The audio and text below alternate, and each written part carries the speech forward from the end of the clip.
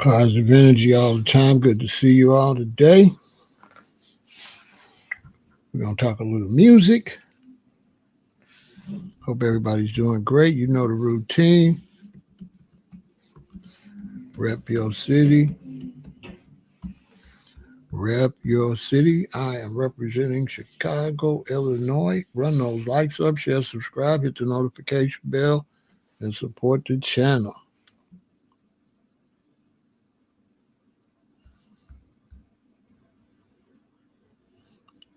Good to see you, Elijah. Always a pleasure, brother. Yeah, I'm going to address it. We want to try to keep the classic reggae alive. I'm going to talk about it.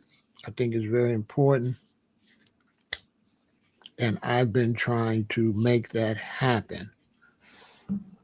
Okay, we got Richmond, California in the building. We got Buffalo. We got Bristol, UK, England in the building. Of course, I represent Chicago. Come on in, let me know where you're from. We're going to talk some music today. We're going to get it popping. Fresno, California. Rep your city. All through this live, post your favorite reggae artist, Pittsburgh.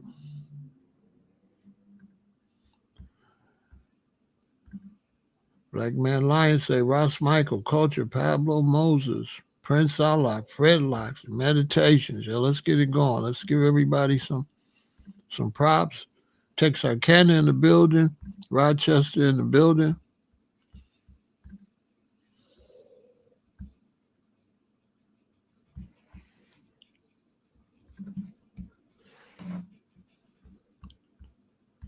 We got Alexandria and Sterling in the building. Salute to brethren. Dre, what up, Dre? I hope you're doing great.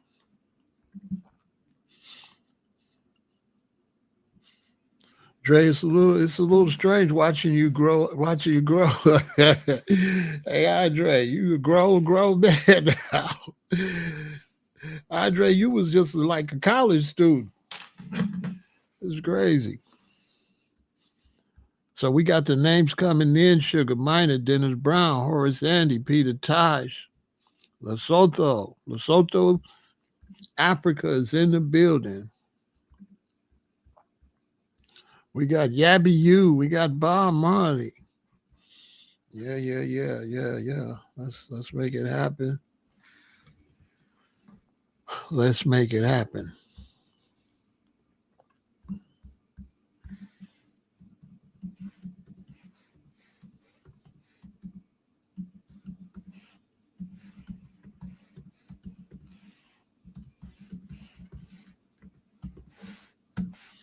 Let's make it happen. Let's make it happen. So, come on in. So, the reason I'm talking about this is because I was on my Instagram. Shout out to Zoddy Jr., Lil Zoddy. He may not like me calling him out this father, but one of my brethren, Zoddy Wadada, his son is a DJ, throwing parties in the city all the time. He's a young roster man. So, you know, the sound system, a boom. And I was sitting on Instagram, and, you know, Instagram got where you could post a picture, and then you could make a little video, and you could add music. So I started thinking, I need to challenge. So I've been challenging brothers and sisters to come onto my Instagram and take me up on my reggae challenge. Okay. So I'm sending out a reggae challenge on my Instagram to brothers and sisters to come and post songs. Right? and join in to the Reggae Challenge, right? So I started posting songs, songs, and I got a couple of challengers, you know. Shout out to Ijavan and Illuminati Congo took me up on the challenge so far. Not too many people live to test it done, you know. So I don't know. I don't know what's going on. I don't know why they scared. But the whole idea is to really play song for song.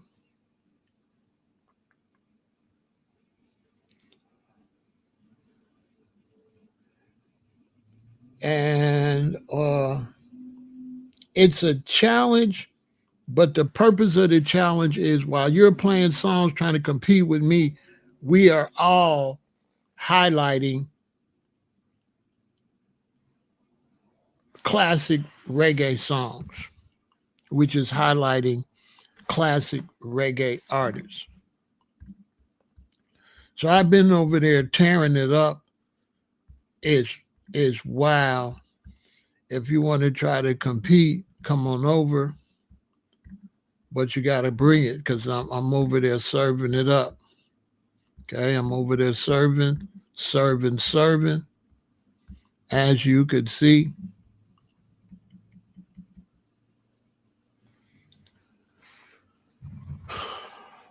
this is the profile.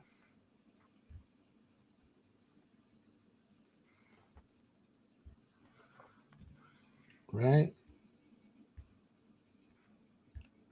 And as you can see, I am serving it up.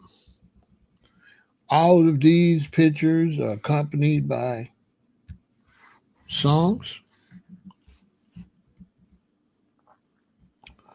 I don't know why they're not showing up over here.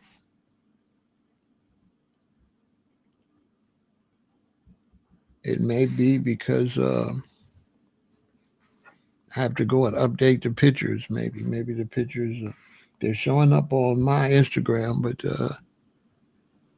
I might got to update them so that they show up. But go over to Pharaoh Said That, subscribe, follow me, and post your songs. You know, post your picture, attach it to a song, and you'll see all the hashtags and things that I'm dealing with. So you'll be able to respond, right? So I'm giving a lot of people some highlights over there. It's going really well. And I'm having a good time pulling up some of my favorite classics.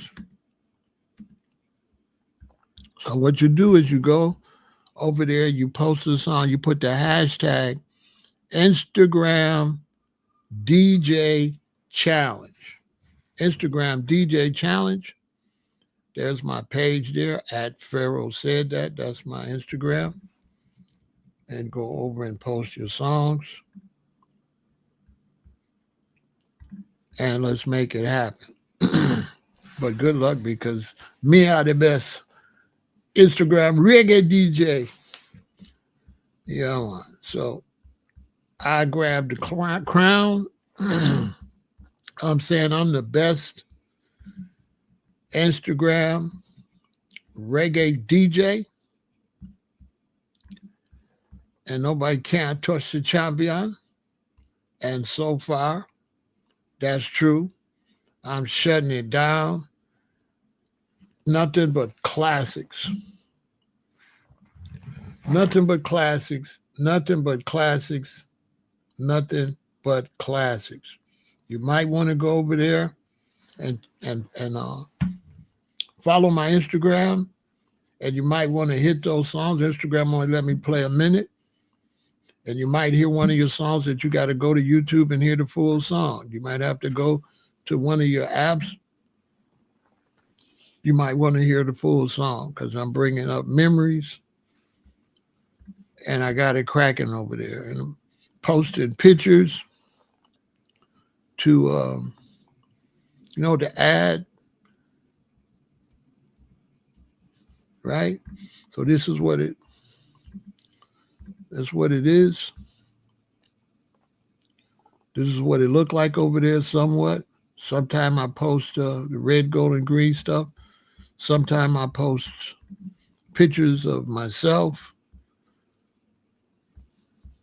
moving around in the world. Because, me, a big, bad, massive, and broad.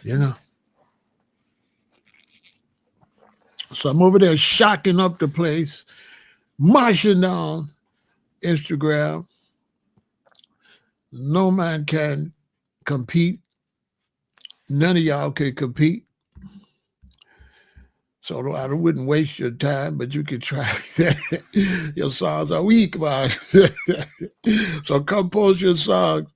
But no, when brethren are posting their songs, I'm responding. I'm tagging them. I'm saying, oh, he on me. He hit me with heat because the songs be nice. So I'm not really putting nobody down when they post a song. I come back and say, oh, this brethren over here giving me a hard time. I got to do better. Then I post some responses, right? So come on over there, post your song. I'm going to surely like your song. And then I'm just going to say, you're giving me competition. And once we get it going, that's when I'll start bragging to try to get you to post harder. So I've been over there posting all the different brethren and posting pictures. Nobody seen pictures you all ain't seen, like this picture with me with Don Carlos.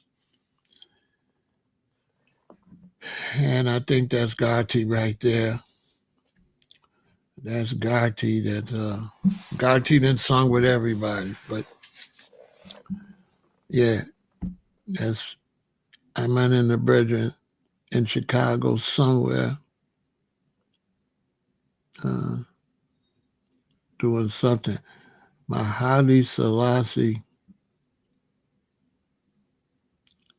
I have a Haile Selassie pendant on. I need to get that cleaned up and get a chain for it, but it's a necklace. But yeah, so I'm over there making it happen, posting so all my brethren, Haile Mascale and the Rastafarians. I posted that. Made it shake over there with that song. You know what I'm saying? I posted the one, which one? The Jah greatest blessing is a child. So teach the children, teach them the right way to move down here and Babylon. So I put that over there. That's my brethren hiding my skill. He gave me that picture when I set that show up for them in Hawaii. You know what I'm saying? That's my brethren out there in the LA. Salute to Haile Mascale, one of the best musicians ever. I believe he's one of the greatest musicians ever. But he plays reggae. He's a bass player and the lead singer. And if you play bass, you know how difficult it is to play bass guitar and sing, because you're not singing along with the same tempo. So you're playing one tempo and you're singing something totally different. Your concentration level has got to be phenomenal. You really got to be great to be able to pull that off.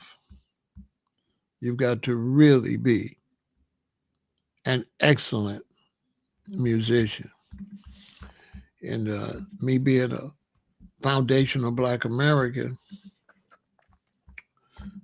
You know, I was always really teased a lot for being an exceptional bass player for a black American. And they used to, brethren used to say, boy, I never hear a man, I never hear a American man I play bass like that, man. So they say, boy, Pharaoh, your mother must have sneak off and come to Jamaica and get pregnant and have you and your father don't know. You got to be a yard man to play like that. You know what I'm saying? I was crucial on the bass. I probably could still play if my fingers wasn't so soft. My fingers are soft. I don't have no calluses anymore. But yeah, I was a serious bass man, as you can see. I miss my Steinberger bass. That bass cost me some serious money. I forgot how much I paid, but I think I paid almost $2,000 for that at that time. You know what I'm saying? What I think of the Chronics album. Chronics album was more of a new age music. So my queen, she was 15 years younger than me. So she was listening to Chronics a lot. I wasn't listening a lot because she'd be in the bedroom listening. I was out running around and everything. So I never really got a chance to check that out. I'm playing classics before him. Yeah, I'm going back. I'm doing the Burning Spear, the Don Carlos, the the old reggae. I don't consider him old. I consider him new age. So I don't consider him a classic. I consider him part of the new generation. He's fire though. You know, he's all right. You know the uh, the new reggae. The new reggae.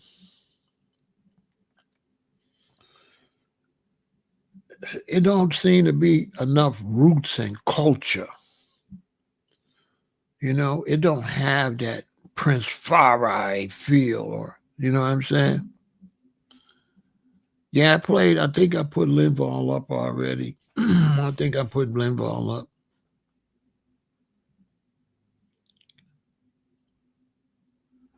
You know what I'm saying? I think I put Linval up already. I'm putting a lot of brethren up. The new reggae, I still support it. I think it's good, but um,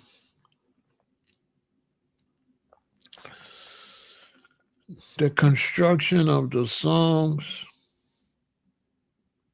aren't the same. Uh, it doesn't have any information. We used to be able, the youth can't learn anything, you know. We used to listen to reggae and it would tell us history. You know what I'm saying? Did I pay Barry Brown yet? I don't think I played Barry yet. I got his album up here. I don't think I got to him yet, but I surely will. I got his album. I used to bang him all the time. But you know, I'm playing the basics from back in the day. A lot of fire songs. Go over there and listen. You'll see some serious stuff. Some serious tunes. Big tunes. Freddie McGregor and Sugar Minott.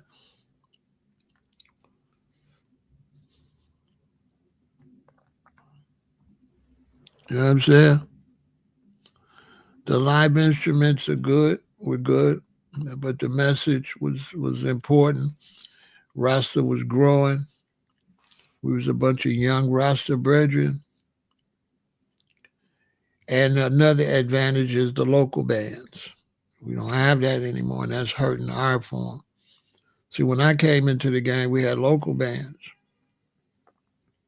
So local bands allow for you to hear more reggae. So here in Chicago, we had local bands that played every night at the Wild Hare had reggae 7 days a week. And we had local bands in LA. We had local bands in Chicago. We had local bands in Florida, in New York.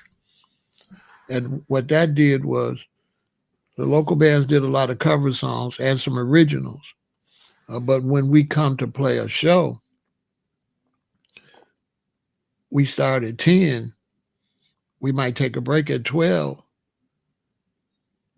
And the DJ play music from 12 to 1. So that would allow people to hear the classics.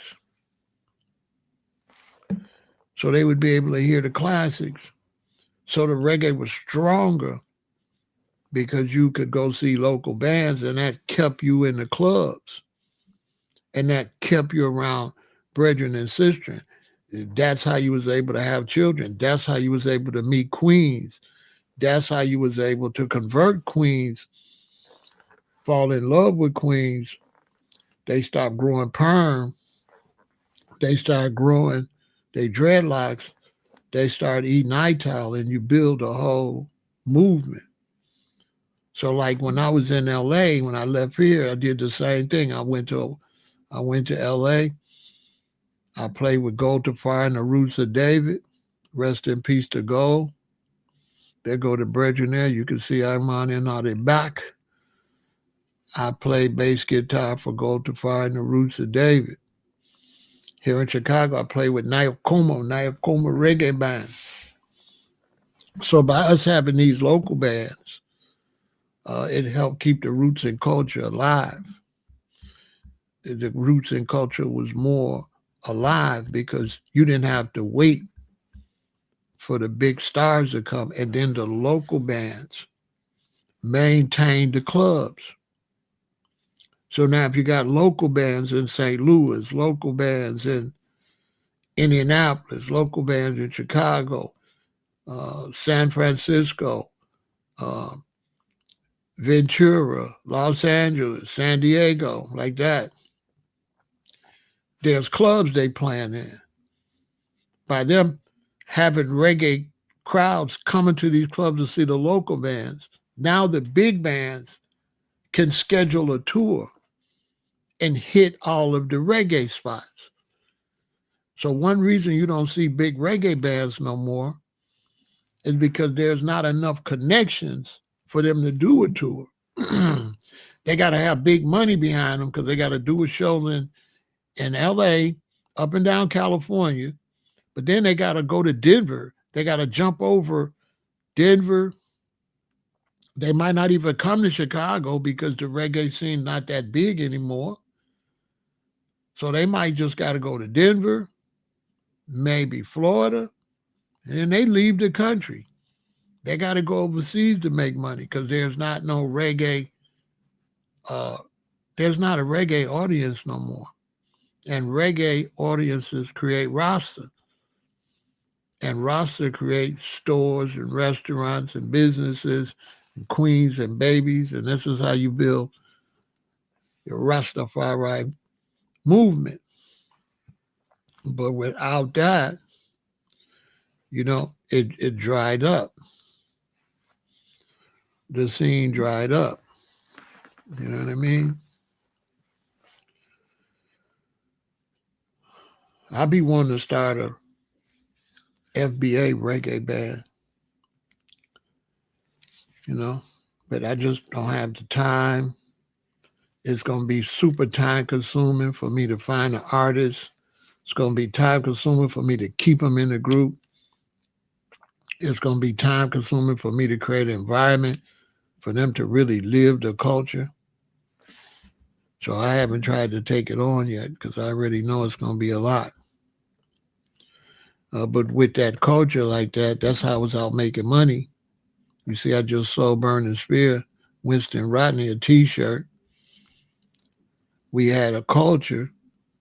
So I was making thousands of dollars a week from Rasta and from the reggae culture. I was able to make a living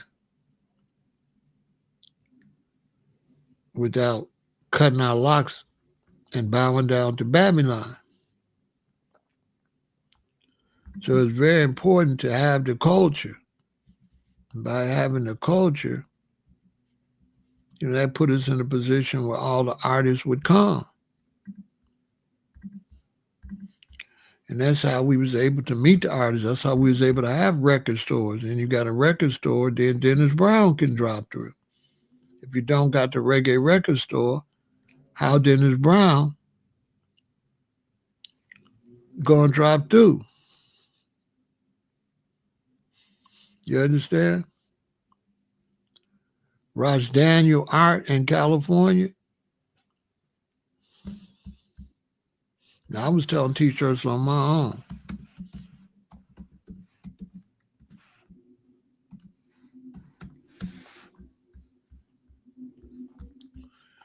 Ross Daniel that did the drawings and stuff. No, he wasn't up here. He wasn't up.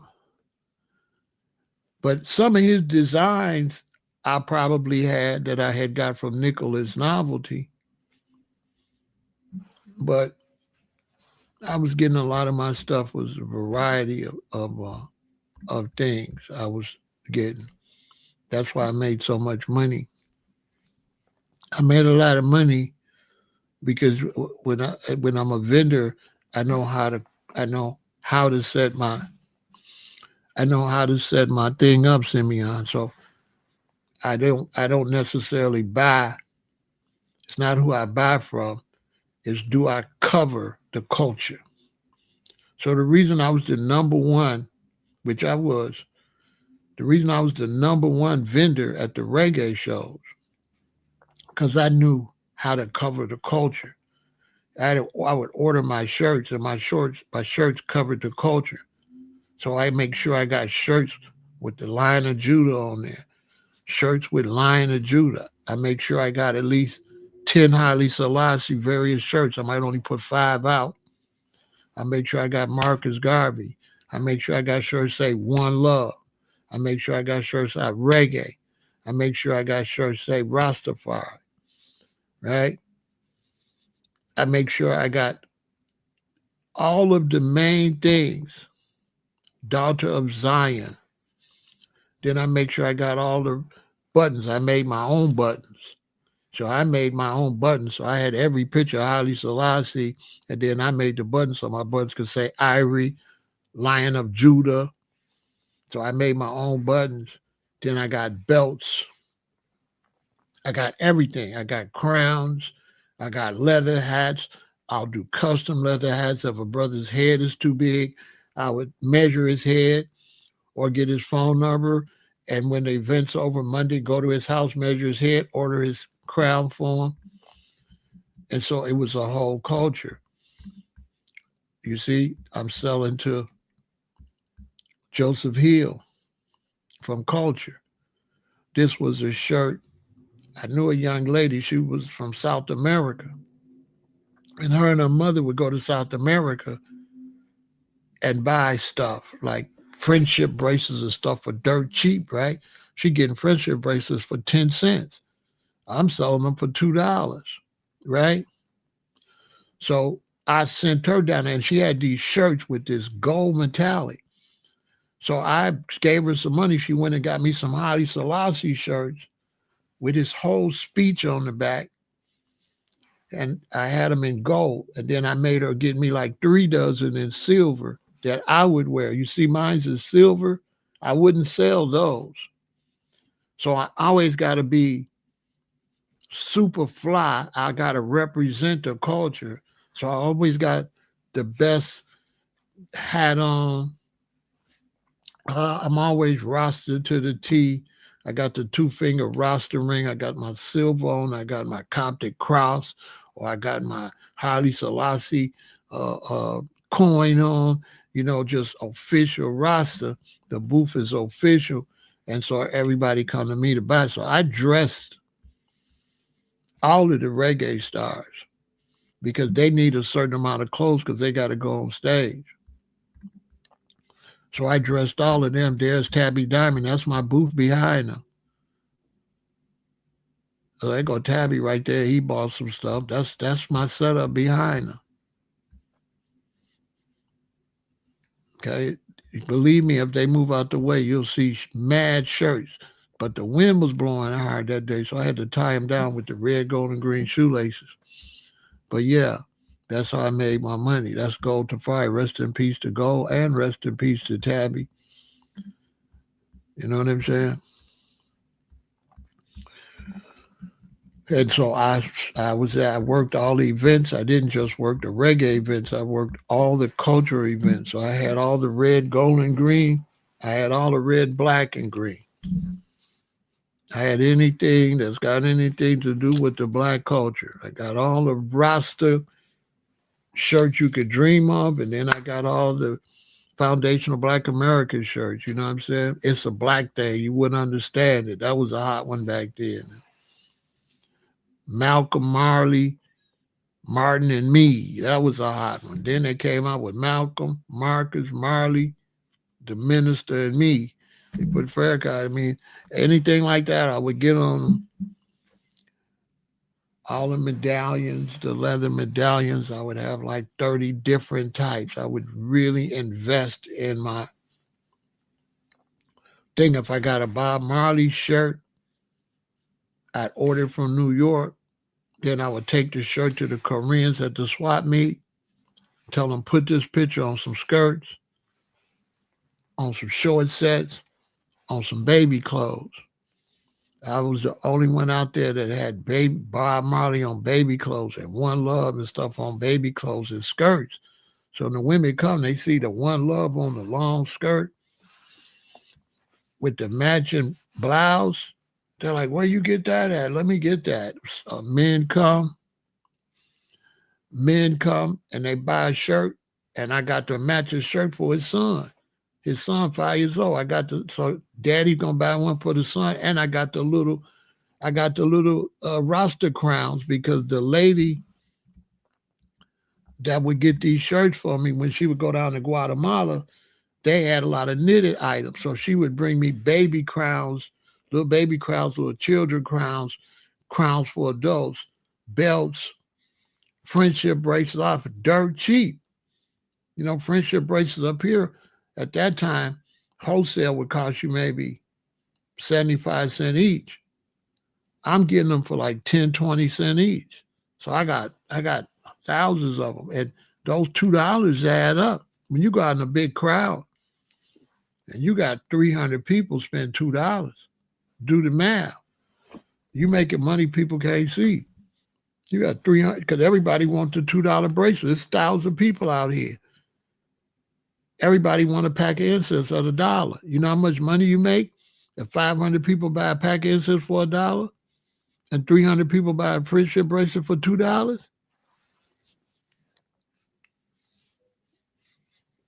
that's a lot of money. Then with your $10 shirts, your $15 shirts, your crowns and stuff, I'm raking in 5, 6 grand. Slow event, 2,500 for Saturday and Sunday. If it's popping, 3,000 or 4,000. If it's a 3-day thing, I'm grabbing about 4 grand. If it's really crazy, at any event for 2 days, 3 days, I might make 5 grand. Right? A lot of rosters pass away. You feel that plays a part in how it changed? Not really, because even though they passed away, they were supposed to be able to bring more rosters into the fold. They wasn't able to bring people into the fold.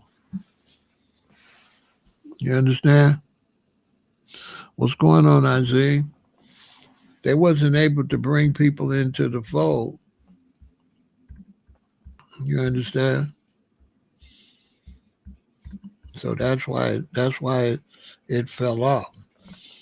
It fell off. It only grew because of the entertainment. Once you didn't have the clubs no more, and once you switched to dance hall, you killed the culture. Because instead of you in there skanking, they in there, I want that, I got need, and nobody. So once you get to the Pinchers and Yellow Man era, now the young people coming up, they don't got to do roots and culture. They can do slackness. So they start pushing slackness. And now it's gunman, shut up, and now it's, now it's all weirdos. So that's what happened. It was all fake from the beginning. But that's another story for another day. But I'm over there pushing the music and challenging people to post music. I'm challenging people to post their music so we can bring those days again.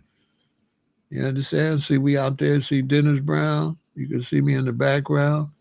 You see the two little boys. They learn their roots and culture. They watching us smoke chalice right outside L.A. on the street. This is when it's heavy illegal. You understand? If you look right here, you'll see a black dude through these dreadlocks with an earring in his nose to your left. That's Jingles. Jingles was a very unusual man. I call him Jingle because he had so much jewelry on his jingle. He was a black American. And one time I used to buy herb from Jingles. So one time I went by Jingles. He said, come to my apartment. This is the first time I caught from him. When I got to his apartment and he came to the door and opened the door, it was a path and it was all plants in his house.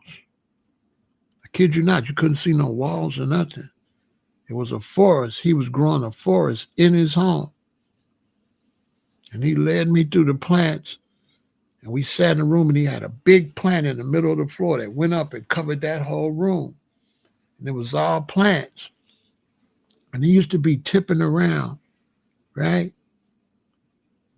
The way he would move real, right? And so when he left, he went through all those plants. Then he came back with the weed and then it hit me. I said, oh, Jingle's been to Vietnam. I could tell he had been in them jungles of Vietnam. And he came and he made his apartment like Vietnam. Yep, I could tell. I said, oh, I know what it is. Because you got to understand, these my OGs, if they black Americans, he foundational black American. They been to Nam. They stopped the draft when I was in high school, my senior year. So all them brothers older than me, they been to the Nam. And that man had Vietnam up in his crib. He walked around like he was in Vietnam. I was wondering, why is he walking so soft and quiet like that? And you couldn't see nothing. The whole apartment was plants. It was beautiful. You could tell he'd take care of them all day, but it was a jungle. I was like, why he moved so? And I said, he been to Nam. You could tell he was a soldier. He's used to walking. They got to be quiet. One reason your pants, your military pants tied at the bottom, because if you got a boo-boo, you just got a boo-boo on yourself. And those pants will stop the boo-boo from falling, because if you boo-boo, the Vietnamese can track you. They can track your urine. They can track, so you can't leave no urine. You can't leave no boo-boo. You got to carry it with you till you get somewhere. So you just got a boo-boo on yourself and it fall down and it be down around your boots. A lot of people don't know that. But yeah, he had been to Vietnam. So these was my OGs. You can see I'm the baby. You see me in the background? Now, me and Jingles are the only foundational black Americans. The brother all the way to the right where you can only see part of his hair dread, that's Job Bunny. He got caught up in a war between the Crips and Jamaican Rastas. And rest in peace to him. And I'm going to just leave that like that. Right? Now this group, Holly Mascale right here, I was still in Chicago when I went to a reggae show to see the Rastafarians, and the snow was high. We went to see the show, and they gave out a pamphlet. They gave out a little brochure, like about 2 pieces of paper with T-shirts and stuff on it. And as a young Rasta, I went home. I'm looking at the paper, and I'm looking at the paper, and I'm like, wow. And it said they was in Santa Cruz, California. So I started saying, I want to go to California because I kept getting busted for weed in Chicago. I said, I want to go to California. So now Holly Maskell was in Northern California. But I had met somebody who had a brother in Southern California. So I went to LA. To make a long story long, when I got to LA, Holly Maskell and the Rastafarians moved to LA. So I got to know him, and I would tell him about that. I was at the show, and he said, man, I couldn't believe the show. He said, because when they was coming to the show, they said snow was so high, they kept saying the show gonna be a flop. And he said, man, I could not believe when we went on stage and went out there and all them Black Americans, it was packed. And they was like, they came on all these snow. I said, yeah, this Chicago. He said, y'all came out to see us in the blizzard.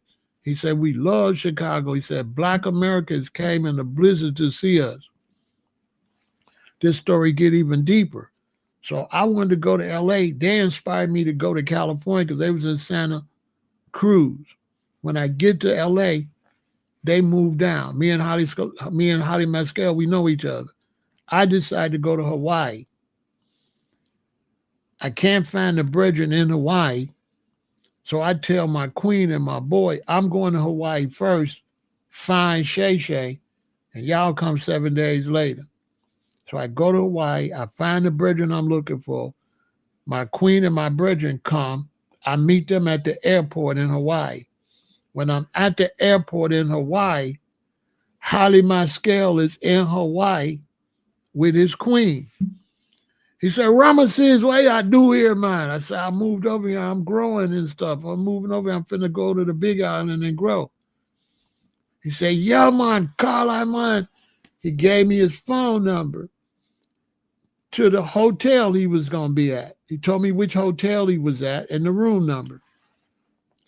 When I go back on the north side to the bridge on the north side, it's a white dude there. He's talking to my brethren. He said he wanted to throw a reggae show because there wasn't no reggae since Bob Marley, because they banned reggae after Bob Marley came, because the Mormons lost a lot of their following because the Mormons were teaching Black people couldn't go to heaven. And when all the Hawaiians and Samoans went to see Bob Marley, they quit the Mormon church because they said they know they lying because they know Bob Marley going to go to heaven. So he said he wanted to throw a show. So I said, I got my brethren here from the group called the Rastafarians. I hooked them up with Holly Maskell. The first reggae show since Bob Marley was the Rastafarians. And through the Most High and just nature, me and Holly Maskell happened to meet when I'm going to pick my queen and them up. And I happened to be hanging out with a brother where the white dude was at. So this was all through divine intervention. Another thing was great about it is when I first got to Hawaii, every Rasta man, they called us Bob Marley. Hey, Bob Marley. Hey, Bob Marley. But once I helped get that show booked and the Rastafarians came and performed on Oahu and Maui, once the Rastafarians performed, the Hawaiians and Samoans and local people started calling us Rasta. They stopped calling us Bob Marley. And that was the first reggae show since Bob Marley. After that, they booked Peter Tosh. He was on Oahu. I was on the Big Island because I was growing already. I had left Oahu. So I flew over to Oahu, took some herb I had for the Rastas over in Oahu to show them, man, y'all need to come over there where I'm at. And I run into a brethren, a Jamaican brethren. Well, I don't know where he's from. I'm going to just assume Jamaica, but he might be from any island.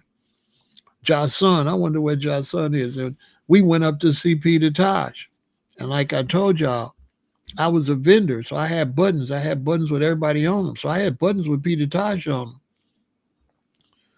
So we go up to Peter Tosh's room, and we sitting there talking to Peter Tosh. So I gave Peter Tosh some Haile Selassie buttons and 2 buttons with him on. I'm a shorty now. Check this out. I'm a baby. I'm what, like early 20s. You know what I'm saying? But I'm getting money. So I gave Peter Tosh the Haile Selassie buttons and the buttons of him. So he looked at the Selassie buttons, he said, nice, man. Then when he picked up the Peter Tosh buttons, he looked at them. And he looked at, he couldn't believe it because nobody was selling Peter. Everybody was pushing Bob, Bob, Bob, Bob. So I thought it was honorable. So Peter Tosh, he looked at the buttons and he looked at me and said, the man is a pirate. He called me a pirate because I would go and get like magazines, books of Haile Selassie, and I would take them and I would go to the Xerox place and I would run them off and then I would cut them out into circles and put them on one page and then go Xerox them. And then that was my buttons. So I had got Peter Tosh pictures out some reggae books. I was selling his pictures. So he called me a pirate. But the great thing about it is, you know, if you got to know Peter. So Peter called me a pirate, but he was flattered though.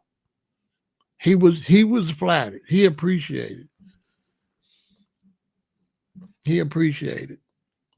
And so when I got back to LA, I was selling everybody. I was doing the same thing. If you was Black Uhuru, you was coming to town, I would write their songs on the button and sell it. Black Sounds of Freedom and stuff like that. You know what I'm saying? Black Uhuru, I would write Black Uhuru on the red, gold, and green button. And I would give it to the band, and they would come out on stage with my buttons on. So after the show, I make, you know, $1,000, $2,000. I made a lot of money for Black Uhuru because they did 3 nights. Puma came out there with that Daughter of Zion. You know, I had all the sayings, you know, the buttons say Daughter of Zion, Zion Lion, Rastafari. You know what I'm saying? All the keywords, every picture of Haile Selassie, plenty of pictures of Bob Marley. You know what I'm saying? I had like Bob Marley pictures that nobody don't even have. You know, I got Bob Marley pictures that nobody got because I have friends that knew him and they gave me his personal pictures that they took of him. You know what I'm saying? So I have some great. I don't even post them because I don't want nobody to see them. I'm gonna put them on some more pins and stuff and put them out. You know what I'm saying? So I was out there doing what I'm doing, and a real intricate part of the culture, and didn't really have no problems with anybody. And one reason I was so beloved, because I just always act like a foundational Black American. I never said no accent or nothing like that. I was just always myself. You know what I'm saying? This is when Dennis Brown came.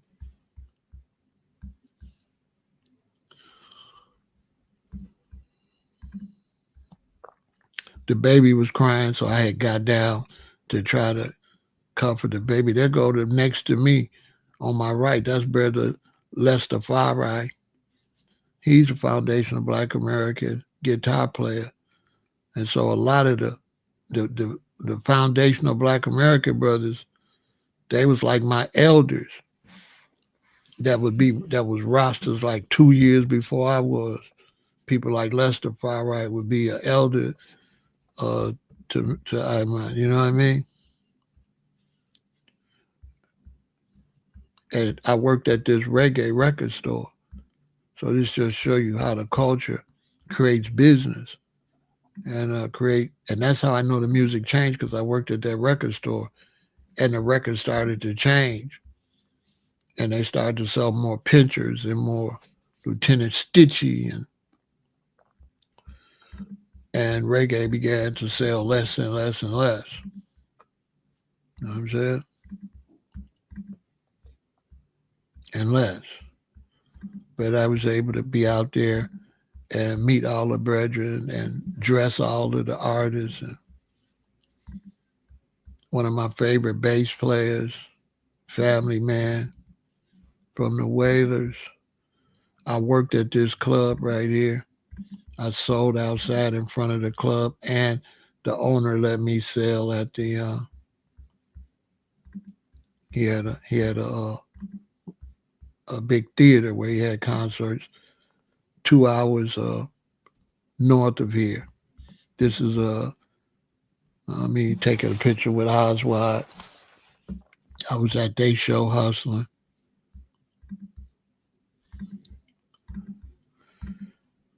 Uh, I dressed all the stars. Back then we didn't have cameras. If we had cameras, because I did start to document some, I got way more pictures than this. If we did have cameras, I would have. It would be if we used cameras, I would have. Oh man, down with Junior Marvin. You see on his left hand, he got a shirt I sold him. You see those pins on him? He bought them for me. You can see I dressed the part, jacket, belt. I got my Reggae Rasta Japan shirt that I used to sell. I got you see my big necklace, say Ramesses, that's my middle name. I had the big, like a rapper. You know what I'm saying? I had to, you see the light. You see, I got the lion's tooth on my neck. I can't find another. I hate that I lost that one. I can't find another lion's tooth. That's a real tooth from a lion, straight from the motherland. And as a vendor, you have to look the part. You know what I'm saying?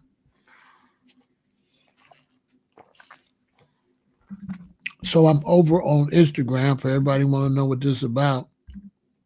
And I'm playing all the music. And I got a challenge going for people to come over and play the reggae music on Instagram and pull up the songs. This also helped them make money because those songs are monetized through the record labels. And Instagram will let you take a video and it'll let you add music. So I'm adding all these reggae artists' music to keep them popular and to keep the music, keep the music coming, to keep the vibes going. And so I've been posting pictures, pulling up a lot of pictures that I haven't put over here. I figured I'd come and talk about it and share some of that stuff over here. Pictures while I'm playing the song. I'll use the picture for a video. There go me and my two youngest sons, my two oldest sons. I don't know where we at. I think we're in Chicago, but I'm not sure. So this is my two oldest sons. I got one more son younger than this little one. They're all super grown now. You see, I was always super Rasta. You see the red, gold, and green shoes, red, gold, and green shirt and pants with the black. You know what I'm saying? Always dressed the part. Always official, like a referee with the whistle. You know what I'm saying? Yeah, you can go on Instagram and make a little video for 1 minute, and you can add the music, and that's what I'm doing. You know what I'm saying? And when you add it, y'all go over there and add the music, and then put the hashtag, okay? So that people can hit the hashtag and see all of us that's posting the music. And the hashtag is Instagram DJ Challenge. Okay? Instagram DJ Challenge. Go and Follow me at Pharaoh Said That. Post the music. Instagram DJ challenge. See, these is all songs. I just posted them recently. See, 182, 200 people listening to them. And I just started posting them. And so it's a challenge for me to find like the real classics, the classics that people forget about, you know, the songs that people then slept on. And then I'm posting a lot of pictures with brethren. Some of them have passed away, like the brethren to your far right, Freddie Flint. Rest in peace to Freddie Flint. He passed away from cancer, wouldn't put those cigarettes down. You could see me, I was trying to get us a band together. I said, hey, man, let's get a band. You know what I'm saying? I forgot the brethren's name, the light-skinned brethren. He was a positive brethren, though. Good brethren. I forgot what instrument he played. He didn't play drums. I think he played rhythm guitar.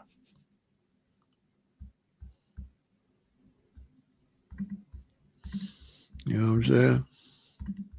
So I'm posting pictures and I'm adding the music with it to give some history on what's going on. You know what I mean? To authenticate everything.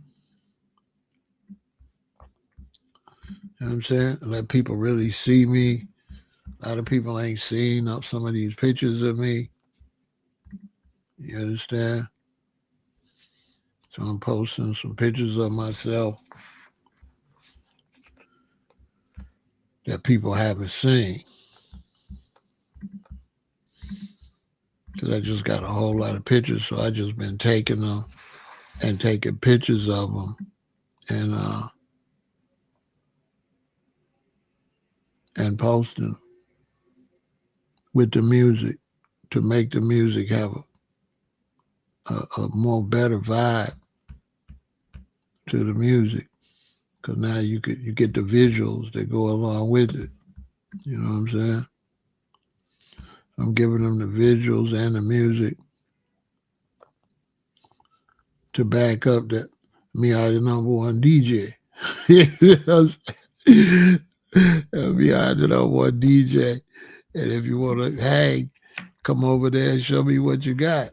You know what I'm saying? Come over there, post your songs. Let's see what you got. You know what I mean? Come post your music and compete. And while we competing, everybody get to hear music that they haven't heard in a long time. A lot of music that we, been taking for granted, that we ain't been, pushing.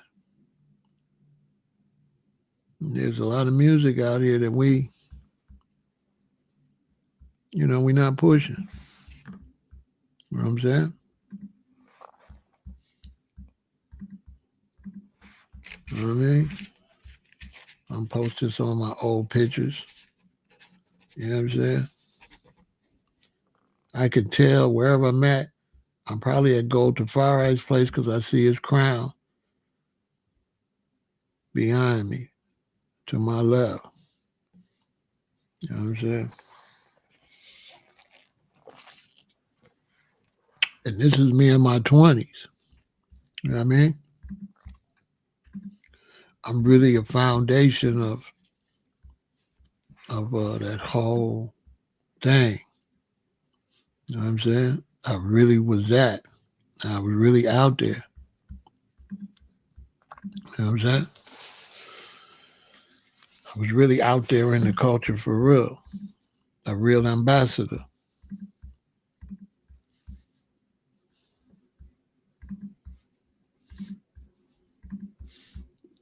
You know what I'm saying?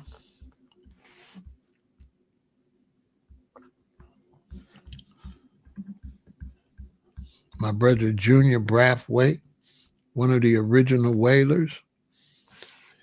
The Wailers was Bob Marley, Peter Tosh, Bunny Wailer, Vision, and Junior Brathwaite.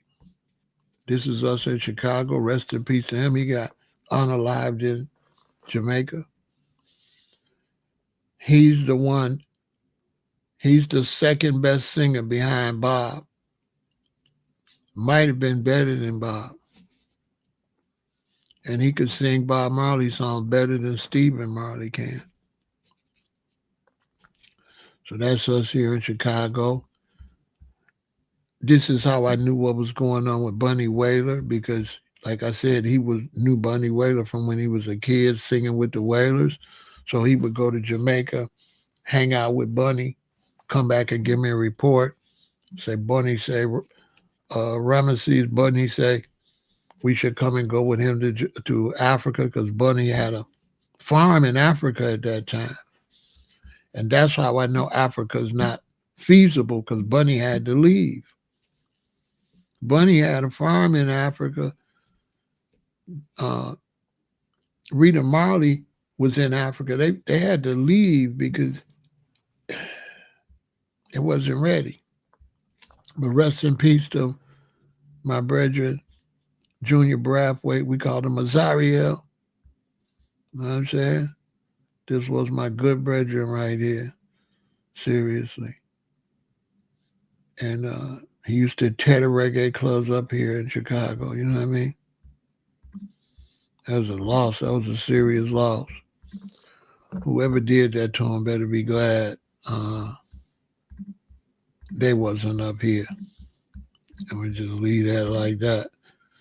You know what I'm saying? That was my brethren right there. Junior Brathwaite. He was a great man. You can't believe that somebody would hurt somebody like that. That man didn't have nothing but love in his heart. He wasn't on nothing. He wasn't on nothing negative. It's just the world we live in. Same way I got stabbed. People just be jealous and just be full of hate. And you don't have to do nothing to them. They just hate you. For no reason. My other brethren, let me give him some shine. My brethren, Ital Joe. If you seen Mark for Death, he was one of the bad dreadlocks in Mark for Death. This is the first Rasta man I met when I got to L.A. We went to a spot called Sexy Height. And they had reggae on Thursday. And on Thursday, they called the place Irie Height. And so we wanted to go. So we went and I met this brethren right here. He not from Jamaica. He from one of them other islands like St. Kitts or something like that. You know what I'm saying? He was problematic to some people, but he was great with me. He was great. He was cool with me.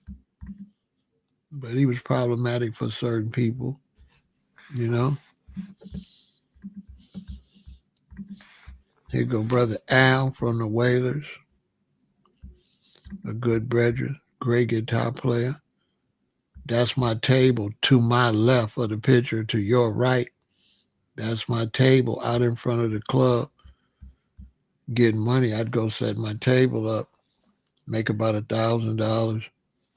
The owner, seen I was so professional, he let me start coming to his movie theater that was 2 hours north from here. So I had to drive an hour back to L.A. because I'm an hour south of L.A. So an hour to L.A., then an hour up there. Now, I didn't live down there. I lived in L.A., so it would only be an hour to get to his other place. He came out and told me, I like you. I want you to come work at my movie theater. And how that worked is I was standing right here where this table is at, selling my stuff.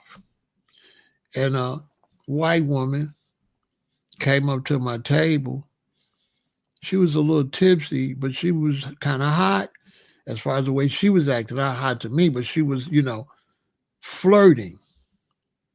So she was flirting with, and you could tell when a woman is attracted to you, but I'm a professional. So I didn't respond, act like I didn't see it. The woman walked to that door behind me.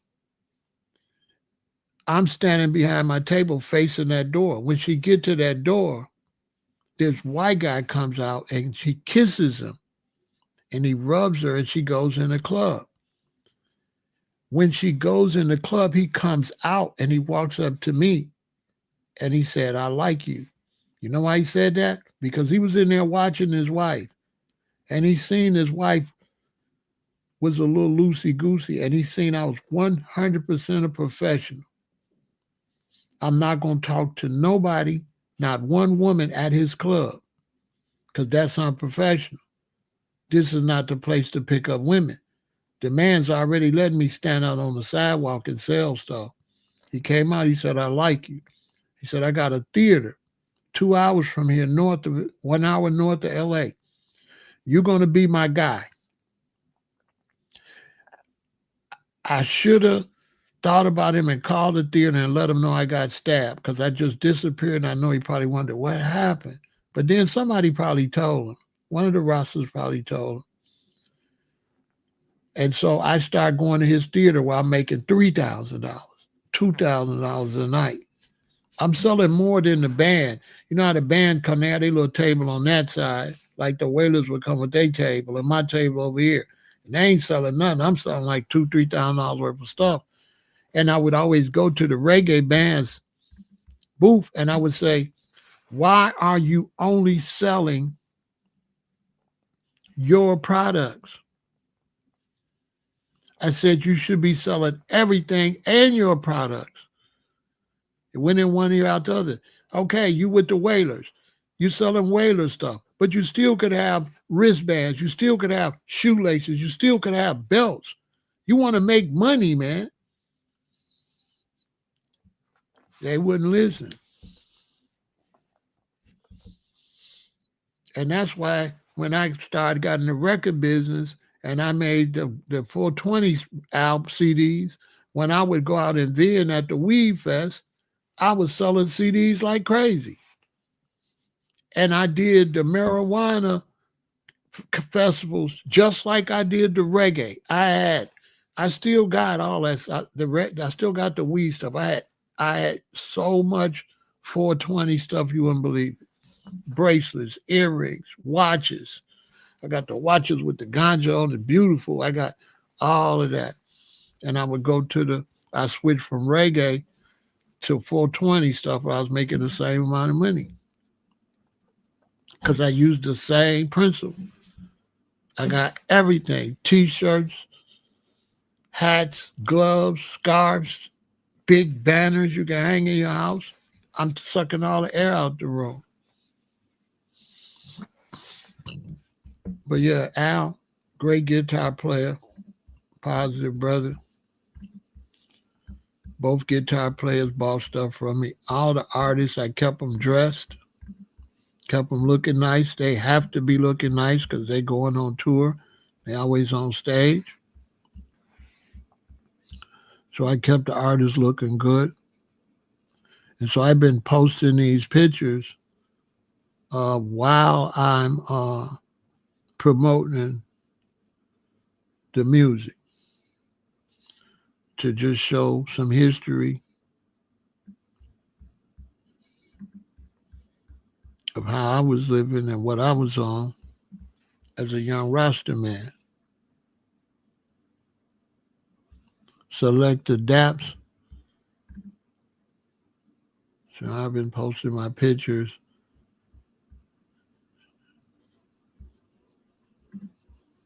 Yeah,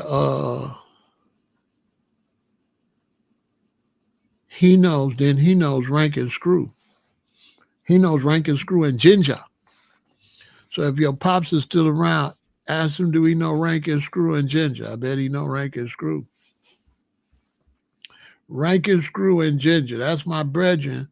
I met him because a lot of Caribbean brethren was in the military and they was stationed in Hawaii.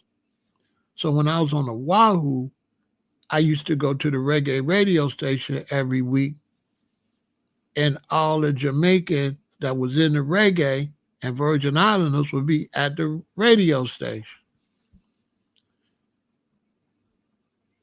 And I would go on the radio and they would play instrumental. I'd get on there and I would DJ on there. You know what I'm saying? Oh, let me tell you about a thing like this.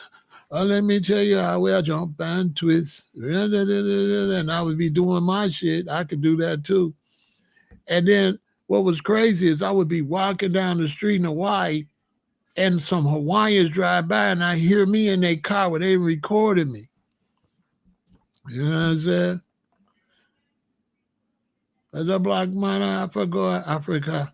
And Asia man, I forgot China. I'll be gone. And then I coming. And so the Caribbean bros like, man, where you learn to do that, man? I do that. I said, boy, you don't know me. I fish, you know. But I never talk with an accent to them. I'm just doing it with y'all. But I always talk like this. I never did the accent. But, you know, brethren, you know, brethren from the island, they like my cousins, like my real brothers, like my cousins or my brother, like real family. I've been around them for 1,000 years. You know what I'm saying? So they really, you know, I'm in a house full of Jamaicans all day. So yeah, man, me can do the whole thing, man. You know, no joke, boy. Me not. Now I can't do the difference between the Virgin Islanders and the Trinidadians in Jamaica, but boy, I can do the yard thing from the GM. I can do it good, you know. But I'm not bomber card player when it comes to, boy, listen, me an unofficial yard one, you know. No joke, man. A real thing I So, you know, I would never do that, but I just been around so long I can do it. But one reason I was high ranking, because I never would do that. I was always just a foundational Black American roster. I never used that on no accent or nothing. So I run to the brethren, Pharaoh, man, what go on, man? I'm like, oh, cool, what's up with you, man? Like that. And I would say all the words, yeah, Irie. I would say Irie, yeah, Irie. I wouldn't go Irie, man. I'd go Irie. I'd be like one love, but I don't do it with no accent. But I use all the words. Yeah, man, I'll soon come, like that. But I don't go soon come, man. I go soon come, because you know we soon come, and we forward. We don't go backwards. You know what I'm saying? We're going backwards. We forward. We soon come. You know, very careful about the words used. You know what I'm saying? We don't go back. We don't come back. We go forward. Forward ever, backwards never. So you have to know, you know what I'm saying? You have to know the language. So that's why I really, you know, I don't get into the beef between different brethren, because I got too many Africans and too many. I just been around too many Black people. I've been around all the Black people. For real. I know a whole bunch of Africans, a whole bunch of Trinidadians, a whole bunch of Virgin Islanders, Jamaicans. I know a whole bunch of Black people. This is King OG, he a foundational Black American, the King's Chamber in L.A. He was a pro football player for the Kansas City Chiefs, but they blackballed him because he was part of the early movement to get more medical rights for athletes, something they got now, but he suffered from it. And this brother is a comedic roster. So this is one of the brothers we stayed with when we got there. I was a comedic roster, met him. He was a comedic roster. We was both foundational Black Americans, him and Amanifu and Amin Ra in the King's Chamber. I'm official King's Chamber. And that was interesting. You know what I'm saying? He was official King Chambers member. But I had so many brethren from so many places. I couldn't really. I don't do the isms and schisms. I don't do the tribal war. You know what I'm saying? Because I just got too many brethren all over the world. International, a big one. Here go my brother Irus. He from Trinidad. This is my Trinidad posse. Shout out to Trinidad. So you know what I mean? I need some roti right now. But yeah, he from Trinidad. And so I was like an ambassador. And so like if you from Africa or you from Jamaica or you from Trinidad or you from the Virgin Islands, because my man Gold Tafari, Gold from the Virgin Islands. You know what I'm saying? Gold from the Virgin Islands. My brethren Gold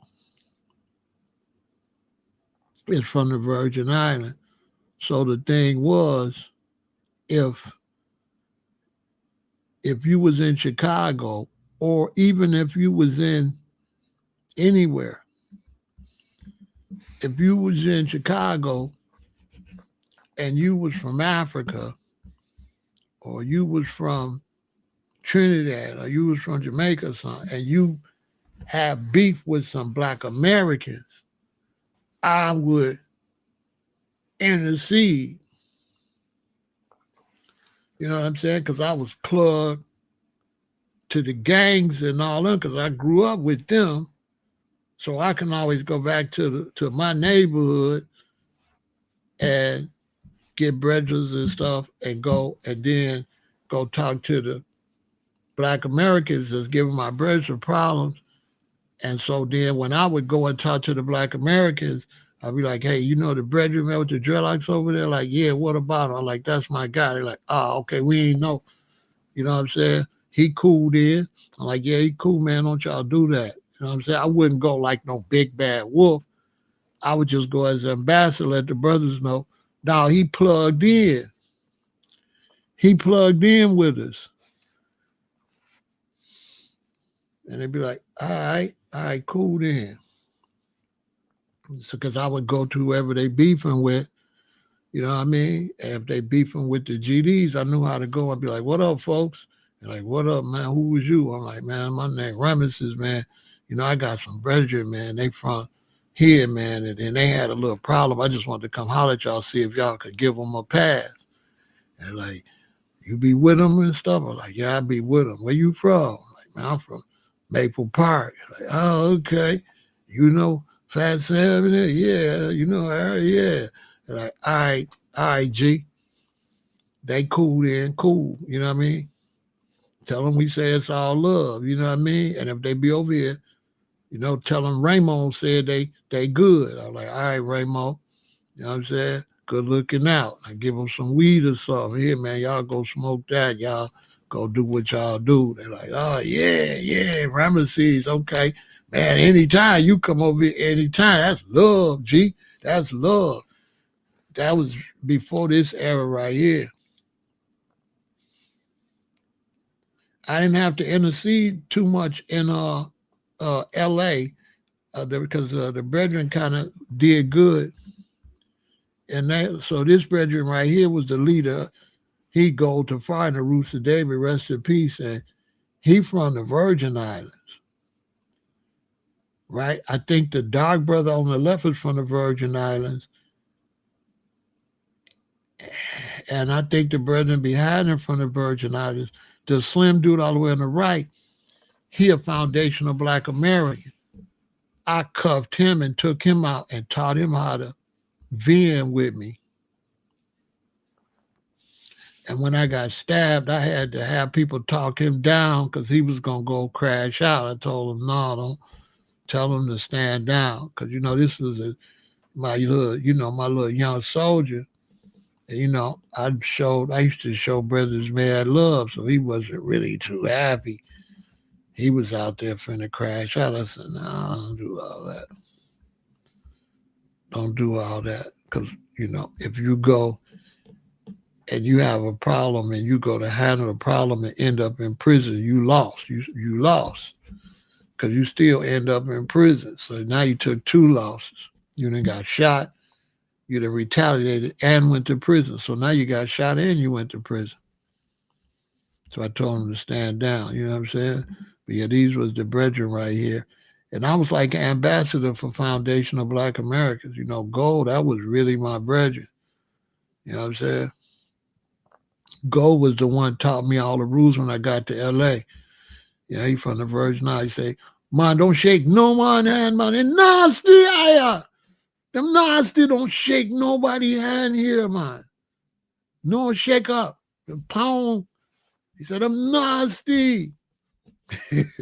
So he uh, taught us everything. And he lived with a brother named Gladdy, who was an elder Jamaican brother. So he a Virgin Island, but he lived with an elder Jamaican. And so when I would go by to visit Gold, we used to have to sit at the table and the elder would be schooling us because we shorties basic. So Gladdy, I don't know where Gladdy is. I would sure like to see Gladdy. Gladdy used to be schooling us. And in those days, man, you're going to be quiet and you're going to take that lesson. You know, you're going to take that lesson in those days. The elders didn't have no problem with putting you straight. So yeah, I played bass. I played bass in this group right here. And somebody said rest in peace to two of them, but I don't remember everybody's name. Gold, I know Gold passed away, but one of the other ones passed away too. I should have asked Lester Farright which one that was. You know what I'm saying? And my brethren Gold to Farright. He was crazy, but he was cool. You know what I'm saying? That was my brethren. And yeah, man, he passed away, man. I don't know. I don't know from what, but I do know it's unfortunate. You know what I'm saying? That's why you got to take care of yourself because Christianity, Islam, Rasta culture and stuff ain't going to do nothing for you if you ain't eating right, if you ain't exercising, and if you ain't taking care of your health. That stuff is just talk. You know what I'm saying? You have to take care of your health. You can't blow it off. You know what I'm saying? Got to take care of your health. Very important. So rest in peace to my brethren Gold to Farright. Good brother. If you know how to deal with him, you know what I'm saying? If you get on his bad side, it might be a problem. I didn't really have no problems like that because coming from Chicago, you know, I was well adaptable. You know what I'm saying? I was able to adapt with the different brethren and stuff. You know what I mean? And so I'm over there playing music, pushing the reggae music, because the reggae music, the roots music, is not getting played enough. You know what I'm saying? I'm not saying that I'm not saying that the new music is no good. I think you still want you're gonna still play the new music, but we don't want the old music to not get no play. We already know the new music is gonna play, but we got to make sure that the old classics that they don't go away. So we got to push the classics. We got to make sure that the classics get played. You know what I'm saying? We have to. So I'm over there trying to play the classics to keep them alive. There I go. We go. You see, anytime you see a crowd in a booth, you know I was out there working. He was out there socializing. But you can see, trust me, I'm out there working. See, this is a shirt I saw right here, One Love, right? So I was out there working, but my brethren showed up. You know what I'm saying? And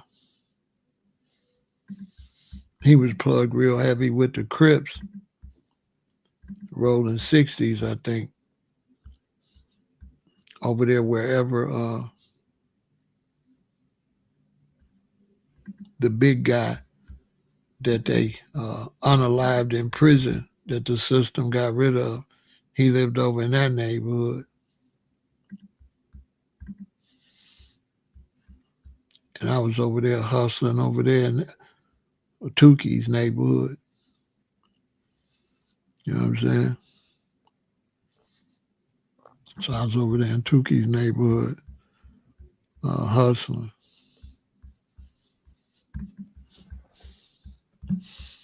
You know what I'm saying? I'll show some of my pictures from LA. Good to see you, April. Anybody in LA? No. There's mural. I'm not sure if that's on Crenshaw or where, but that's a popular mural right there. You know what I'm saying? You can always tell by the length of my locks that I had already been to Hawaii and back. So these are pictures I took after I got back from Hawaii.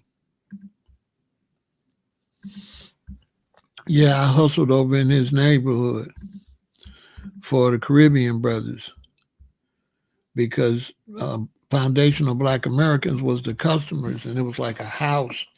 Then there was a shack, like garage, like shack in the back, and they sold herb out of there.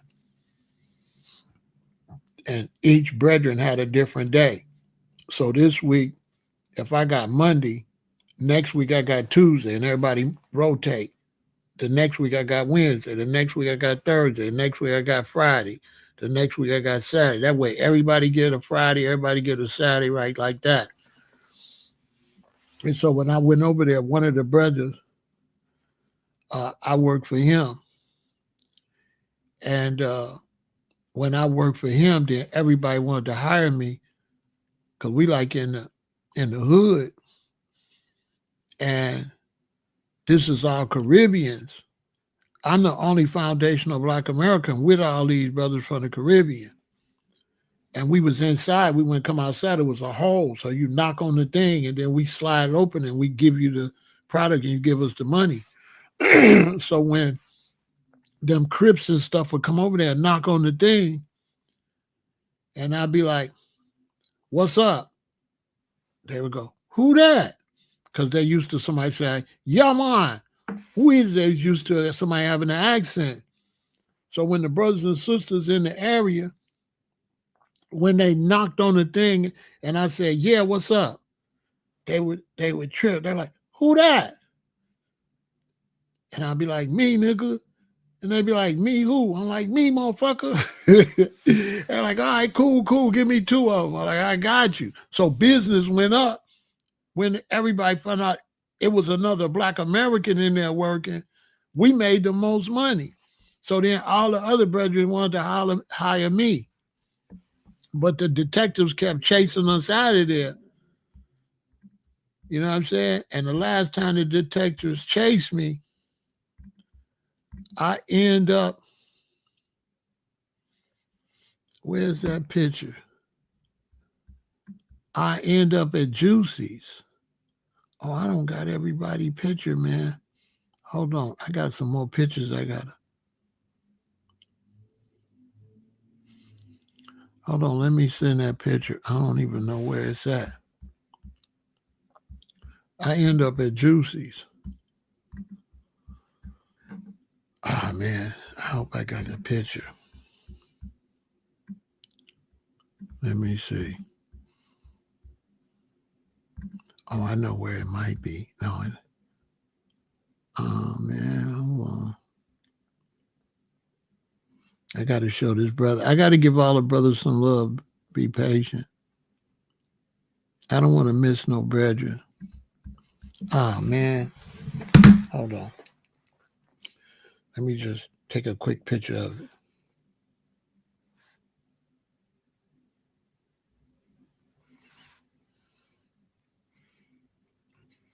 Let me take a picture of my other brethren, man.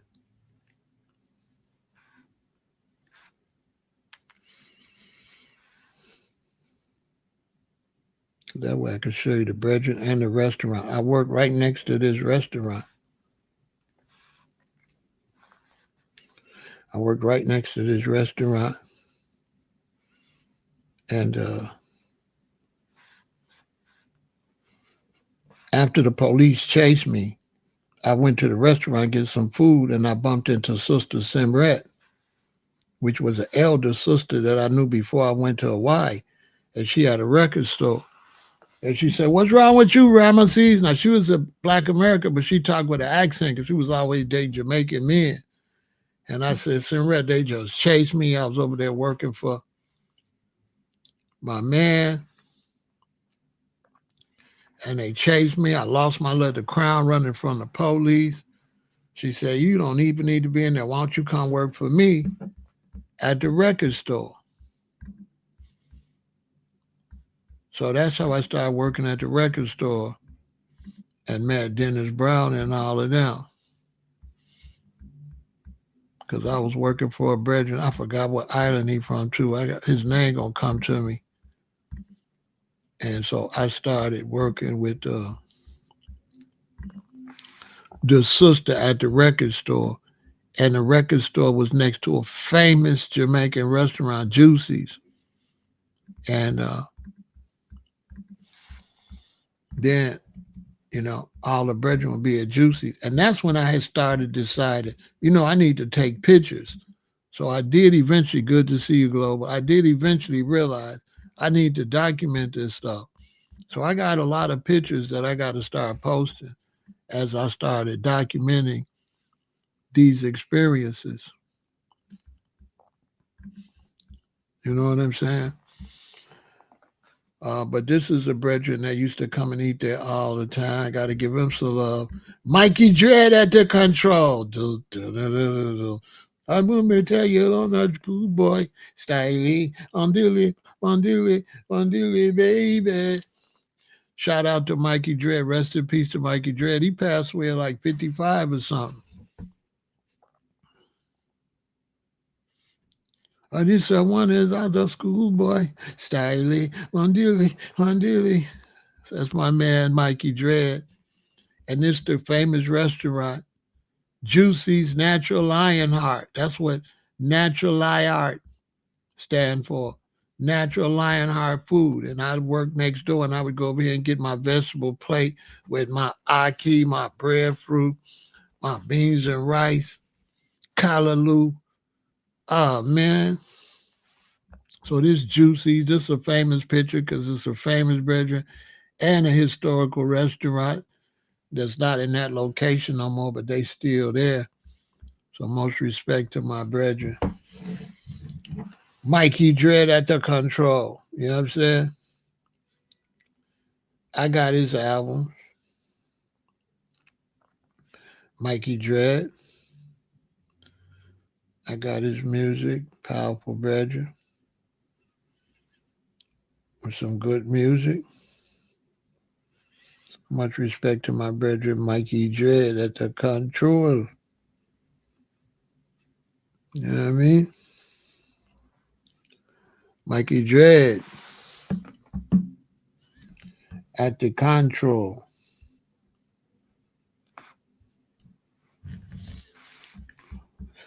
I'm glad I didn't forget him. Had some big tunes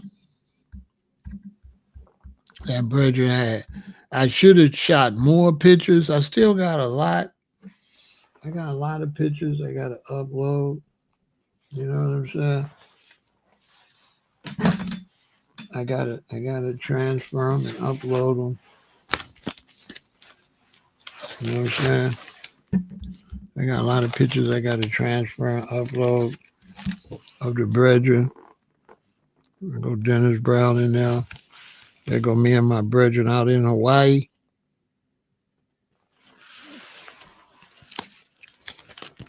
There go me out in Hawaii in the reggae band we put together, the Rock of Ages. I'm singing.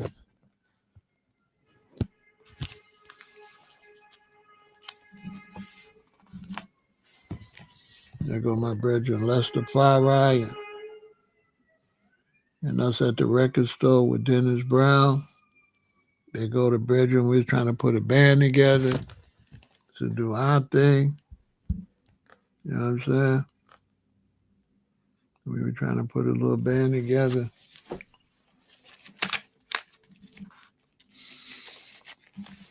Here go Family Man, one of my favorite bass players.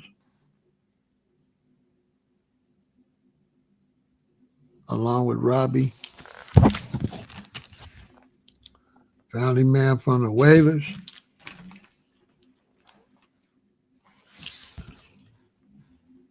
Yeah, I go in the limousine. We trying to put the band together. You know what I'm saying? Rest in peace, Freddie Flint. He's the one with the white shirt on and the tie. He passed away from cancer, smoking them cigarettes. Here goes the Bunny Wailer show where he did 3 hours. I need to like take some of these and start posting them. The Bunny Wailer show, the Queens up there dancing at the Bunny Wailer show. The Queens did 3 costume changes. You see they got on the camouflage. Now you see they got on the white. The Bunny Wailer show was off the chain. 3 hours. I think this is Ross Michael and the Sons of Niggas. No. It might be. No, that's not him. Here go my brethren. Michael Rose, Puma, and Ducky, Black Uhuru.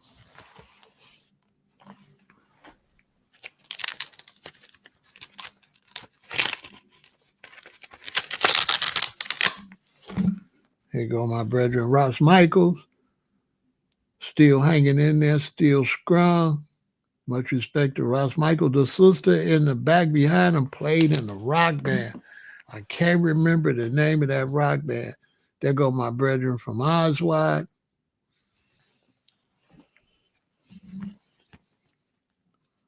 There go my brethren Bongo right here from Philadelphia. He used to know the brothers and sisters from Move. Here go my brother Boom Shaka. My brethren from the band Boom Shaka. Ross Bunny up at top. Here go the sister that just did a show, background singing. I got their lovely pictures. I need to upload these. You know what I'm saying?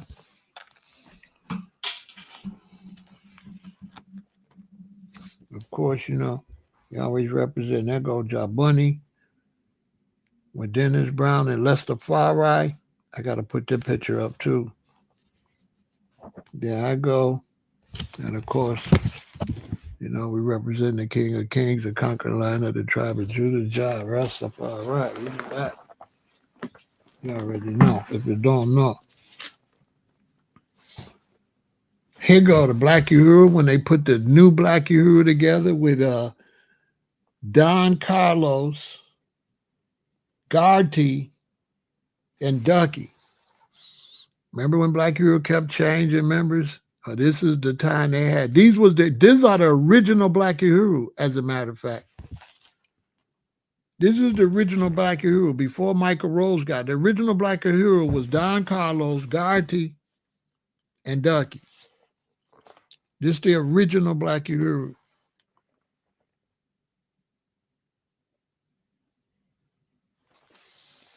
Right?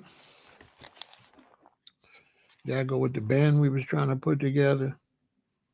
They go all 4 of us at the bottom. That's the drummer over here. There we are outside doing some promo. I think we up in Santa Barbara. I think I took them up to Santa Barbara for something. We up in Santa Barbara. There I go after a great event. After getting that bread, I had just got home. I had my queen shoot a picture. As young Pharaoh before the other young Pharaoh, the original young Pharaoh. You know what it is. Up in Santa Barbara with the brethren. See the beautiful scene up there. Some nice ladies was up there.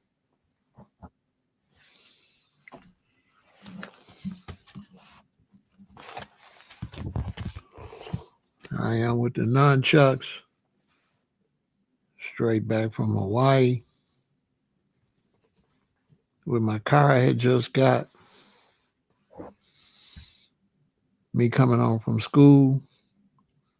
Where I was taking these courses at a computer college. At the bottom. Me with my brand new car I had just grabbed. Here go to Queens I showed you earlier, where it was a concert at the Griffith Park in that big stadium. And they had the truck outside where they had performances outside where the vendors is at. Right? You see this sister over here?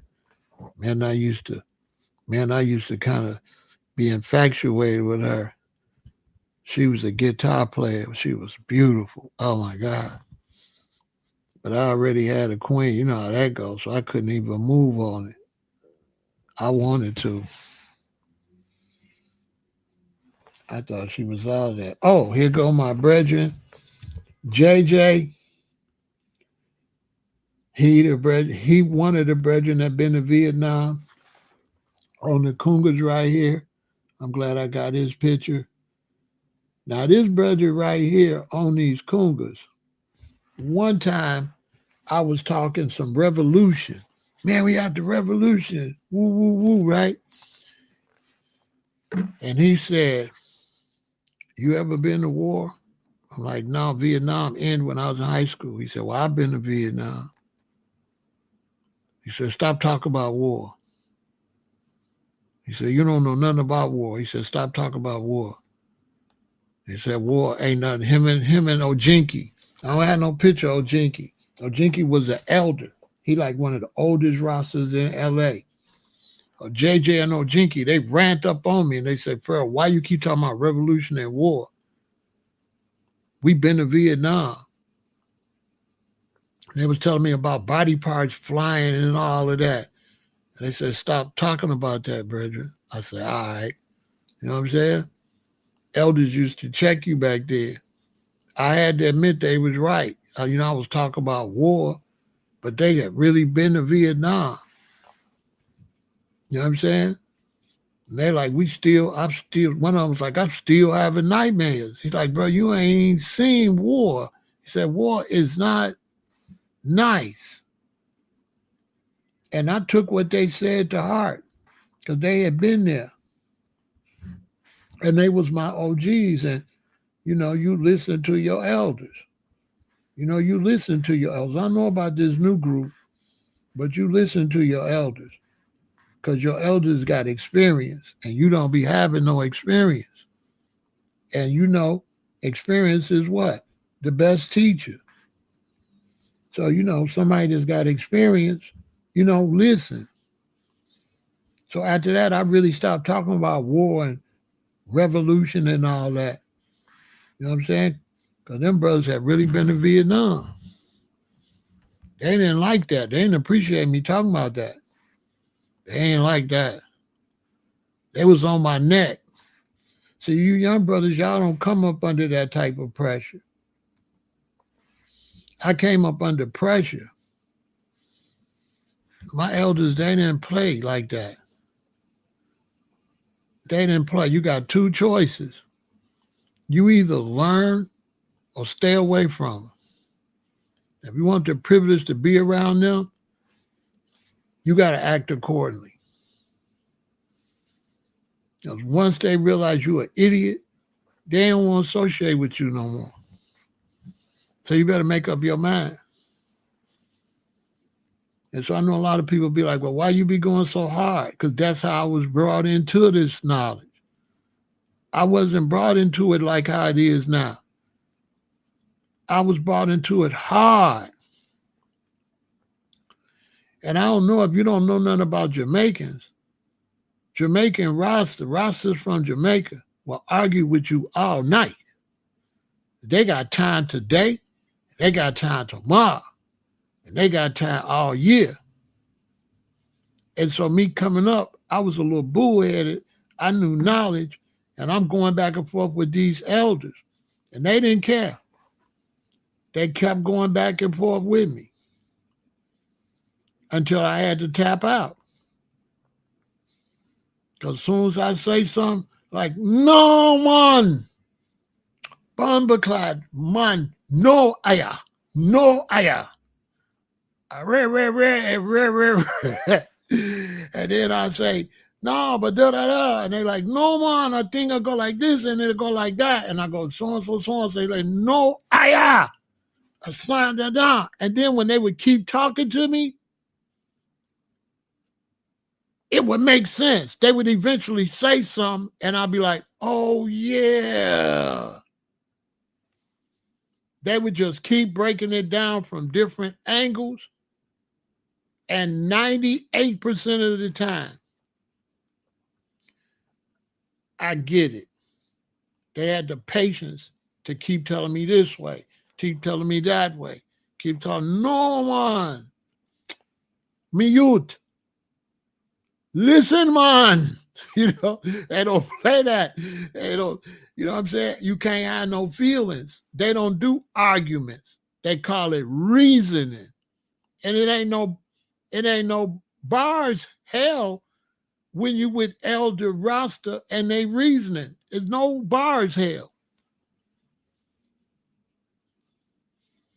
You can't have no feelings. Because they're going to tell you, no, man, that a stupid man. You hear this man? Bumbleclad. What am I saying? Sure. Pharaoh. It don't go so, it go like this and like that. You know what I'm saying? And they keep going back. And then, if you right, they'll be like, yeah, man, I see what you say. They will admit if you right. But if you're not right, they're not tapping out. They're not tapping out if you're not right. They got time. So my little butt, I'm 20, 21. I'm in the back of Conquer Line record store trying to argue with 4 elder rosters. You know what I'm saying? I'm taking L's like I don't know what I'm talking about. I done learned a little something. I know stuff too. I didn't know nothing. You know what I mean? I didn't know nothing. I thought I did though. You couldn't tell me I didn't know. I'm learning stuff too. But no, I didn't know what I was talking about. And when they keep explaining it to you, and they got the patience and the time to keep telling you, it clicks. It'll click. And then you appreciate that they gave you some type of awareness. You know what I'm saying? This is me. When a queen of mine gave me a birthday party at a high-class hotel downtown,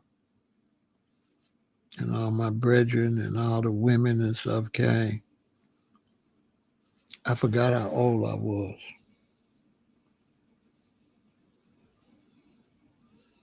And she kept saying, why don't I relax? Because I was just like, I don't know. I was just, at that point, I had changed into like a kind of gangster kind of. And she would always be trying to get me to not be like that 24/7. But you know, I was in the streets, and when you be in the streets and you come home, the streets stay with you. And I had PTSD. So I have PTSD. I'm in the streets, and you can't get, you just can't get out that mood. It takes years for you to come back. So I went from this really righteous dude to something else. That's what my book is about. The book is gonna be fire because the book covers all these different. See, these is two different people. This me, this me, and this me is two different people. They ain't the same. You know what I'm saying? They not the same. They two different people. This one and this one. This one is on some righteous type, angelic, positive stuff. This one is antisociable, sociable and antisociable, but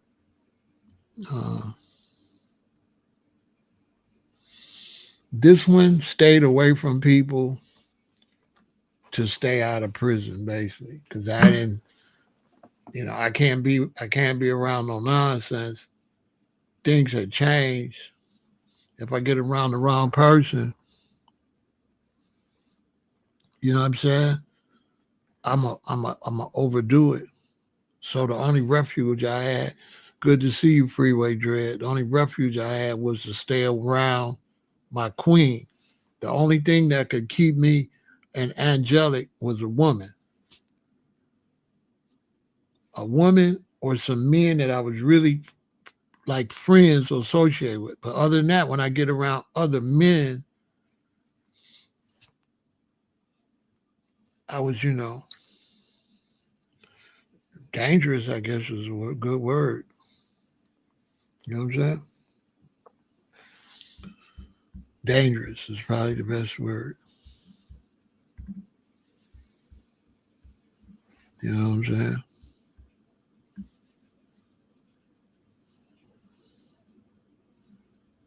And even when I was around women, they couldn't necessarily, they wouldn't necessarily have a good time because their good time is based on me having a good time.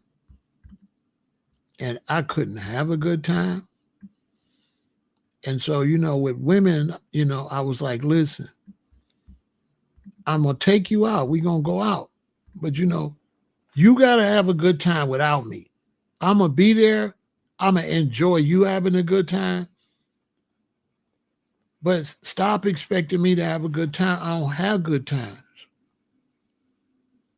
I'm not having a bad time, but I don't have good times. I'm just there. The only thing I could go to that would chill me some is live performances because I would be really watching drummers. If I go see a live group, the drummers always amaze me because the drummers is what make everything happen.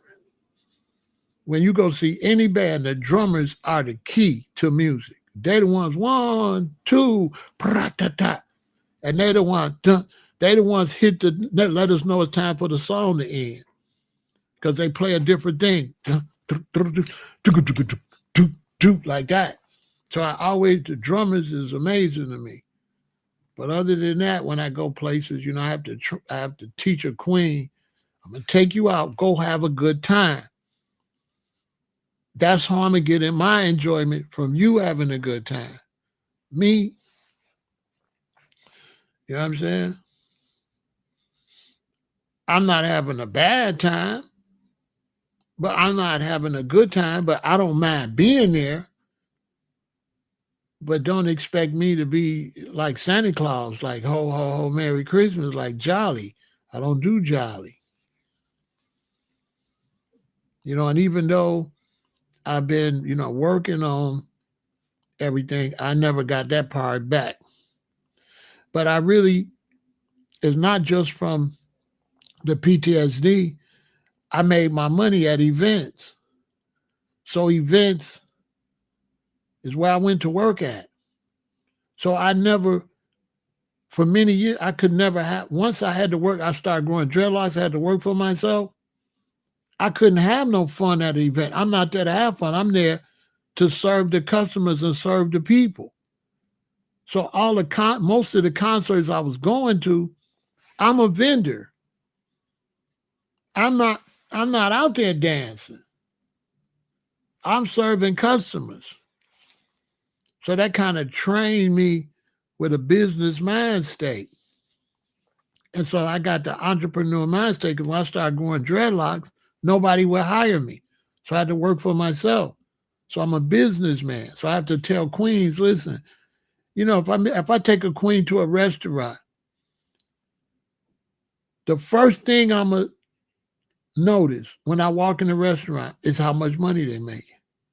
Before I'm going to notice if it's nice, but if they're making money, I already know it's nice.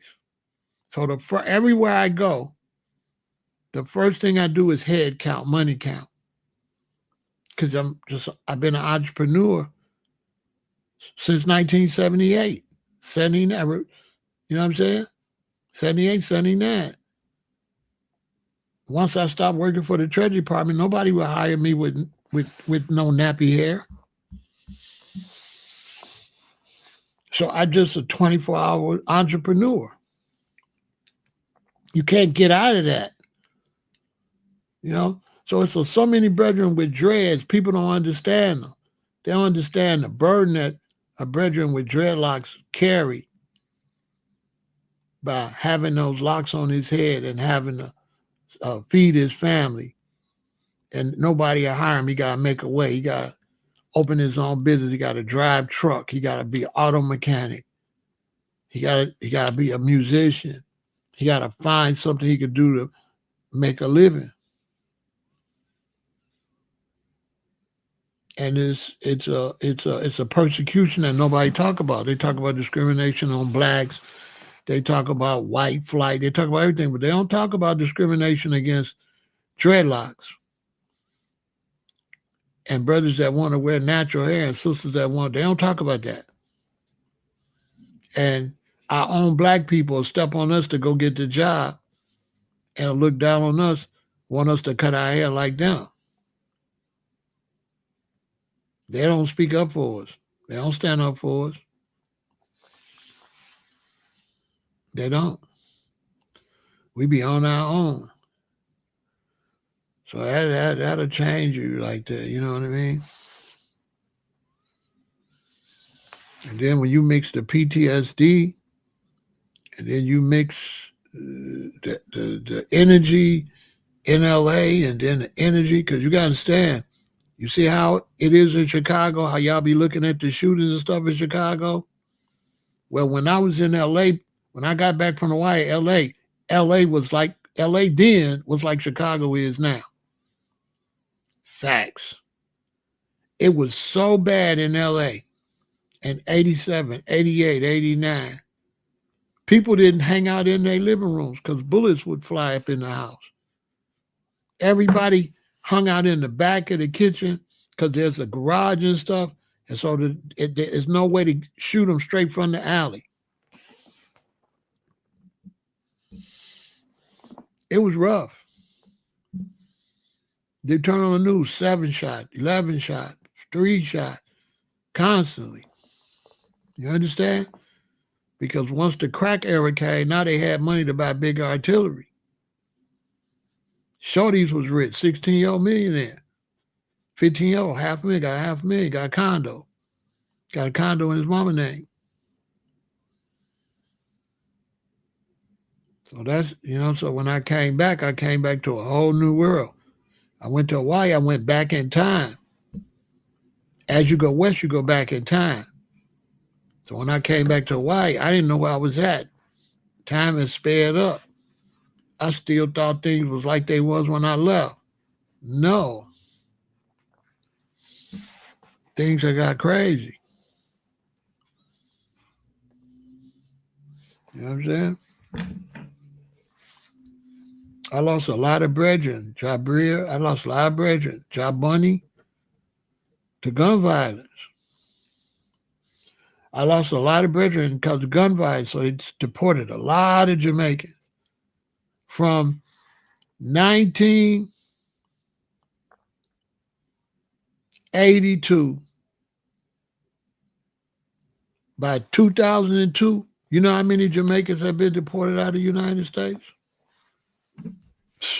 You don't even want to know. Left and right, and right and left, because of the violence, the posse, the posses. You know what I'm saying? But over the time, the music got lost. So that's why I'm over here to try to push the music. I want to push the roots and culture music that everybody's forgetting about. You know what I'm saying? We want to push the music. We want to get the music and keep it going. We don't want to hate on the new music. We don't want to replace the new music with the classics. But I just want the classics to still get played. I don't want to make it like it's a competition stuff like the new music ain't no good. No, because I don't hate on the youth. They like it, I love it. But still keep some opening for the classics. So I'm on my Instagram playing the classics, challenging people to DJ battle me on Instagram. Because on Instagram, you can put up a video and you can add music to it. So I'm challenging brothers. I'm tagging their name, and I'm challenging brothers and sisters to come on and help keep the reggae music alive, the classics. So that's why I came over here to push that. Keep classic reggae alive. I'm over there telling everybody I'm the number one DJ, that I'm number one. You know, I'm over there trying to get brothers to take the challenge, trying to get people to take the challenge. So I'm over there telling them, come take the challenge. Come let me see what you got. Let me see who can pull up the best tunes. And I'm over there shutting them down too. You know what I'm saying? Man, let me tell you something. I'm over there shutting them down. Ain't nobody got with me yet. And I'm like, where y'all at? Nobody got with me on the tunes. I kid you not.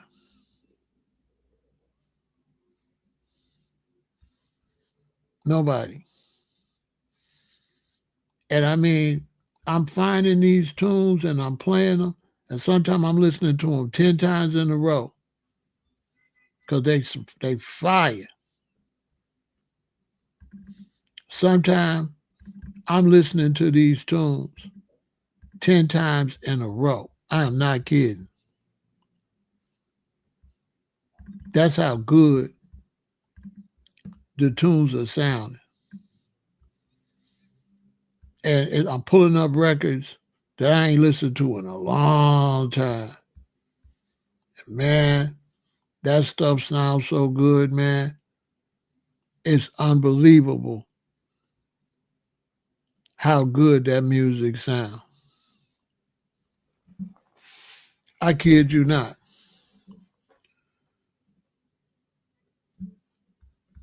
It's unbelievable how good that music sounds. It's amazing. I kid you not. And so I've been over there pulling up the tune, shutting the game down. And I ain't got no competition yet, which I can't believe nobody not challenging. You know what I'm saying? So I'm trying to get more brothers and sisters to challenge. Come over and push that music. Push that music. Let's get that music popping.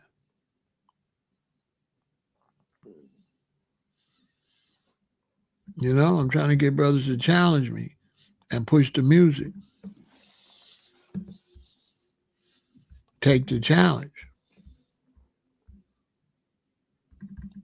Let us see what you got.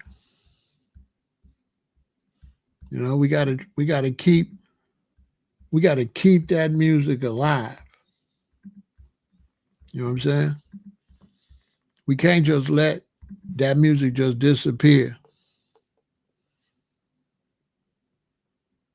Okay, good. You posted some specials. Now, if you got an Instagram, post on your Instagram, right? If you got an Instagram, post on your Instagram. And then add the hashtag. That's how we going to find it. So if you got an Instagram, go put a video up. Make a 60-second video. And then when you upload it, you go on Instagram, it's going to show you where you can add the music at. So let me show you an example. So if I go here and I pull up, okay, like say I pull up this video. You're going to pull up this video. This is a video, right? Pull up this video. Then you're going to go to Instagram. You're going to go to add.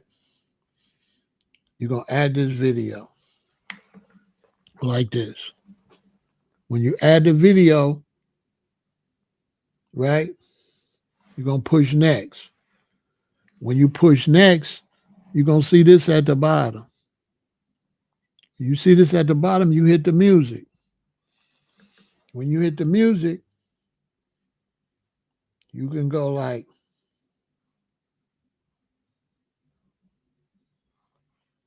I typed in Freddie McGregor. When I typed in Freddie McGregor, look, the songs come up. So I can go, I was born a winner. I can push that, and it's going to load that song to the video. And then when I post this video, and this is where you pick your spot that you want to play from the song, then you post it. And when you post it, you put the hashtag Instagram DJ Challenge. This is how we're going to find it. You got to put Instagram DJ Challenge to find it. So if you go to my Instagram right now, you go to the last video. If you go to the last video, this is the last one I posted. You go here. If you hit the hashtag Instagram DJ Challenge, look what come up. Everything I posted. Somebody posted something right here. This is Papa Lion. Papa Lion posted it. Shout out to Papa Lion. Papa Lion posted. Illuminati Congo posted. So we getting some competitors come in. But all of these is what I posted. And you can see them all. Especially if you go to Reels. You go to Reels and you can see all of the posts. It's not loading them up because I don't have, oh, okay. There we go. It's loading slowly. You can see all of the songs that I've been posting. Competing. Right? It's taking the time to upload because I don't have this connected to my internet because if I connect my phone to my internet at the same time my laptop is to the internet, it might slow down my live stream. But you can go on and on and on. And I didn't posted so many. I don't know how many I posted. But we just trying to keep the reggae alive. You know what I'm saying? Keep the classics alive. We not go. Don't hate on the young people that's making their music. But we just want to keep the classics alive. That's all. That's all we doing.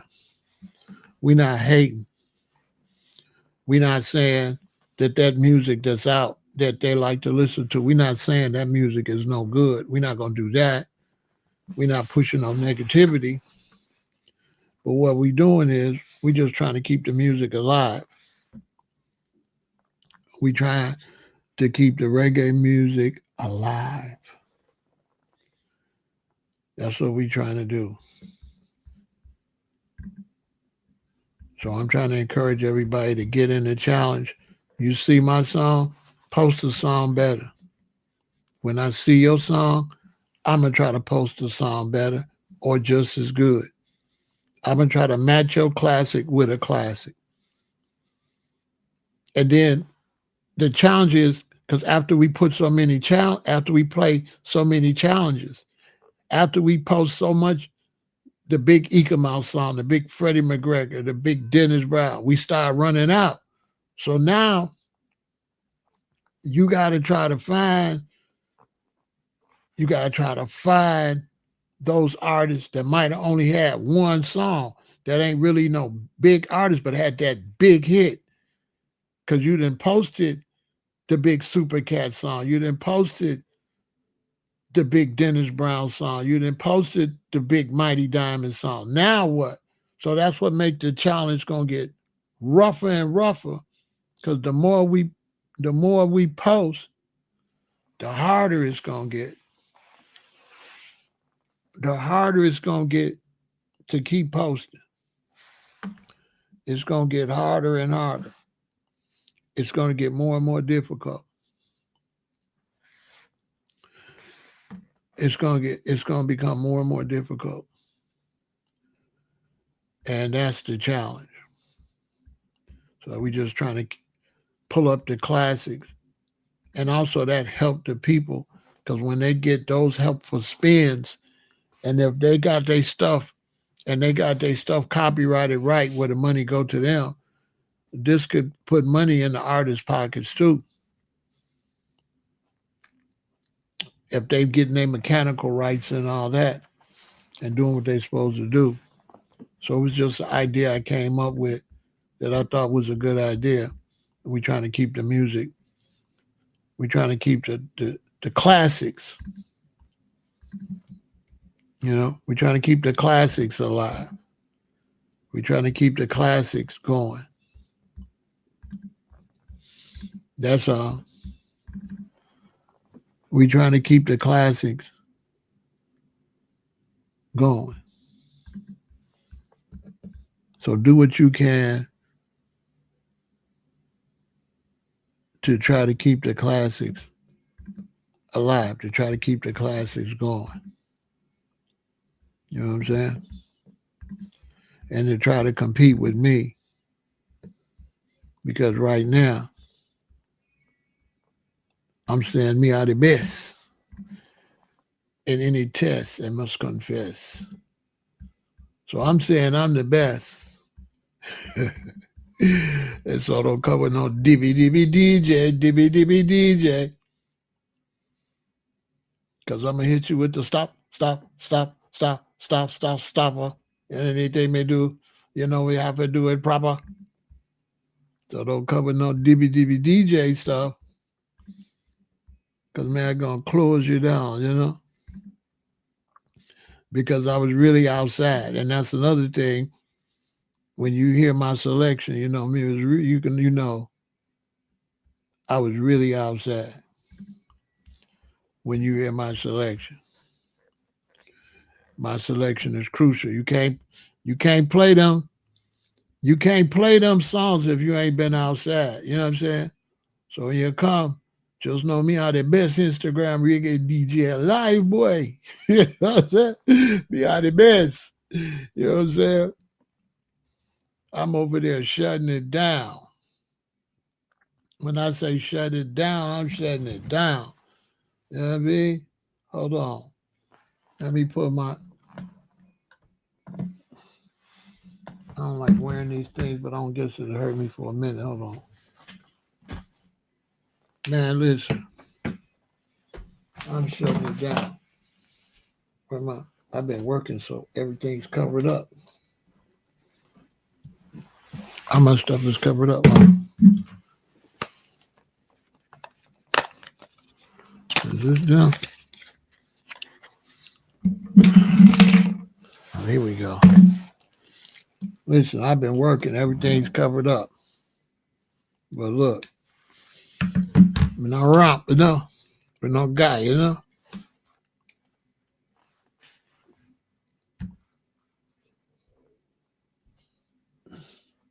Watch this here one.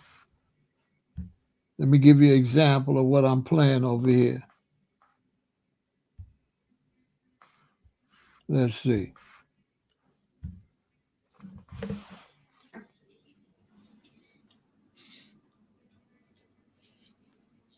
Came around the tracks and you took all the wealth. Gregory Isaacs, Material Man. Is it material things you're looking after?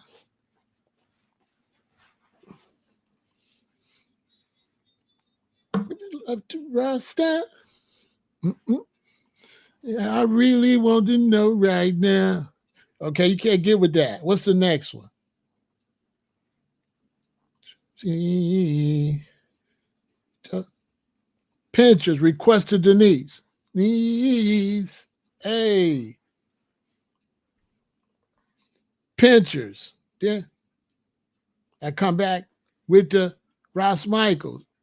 Hey. No, Jaja, children, no cry. You can't mess with me.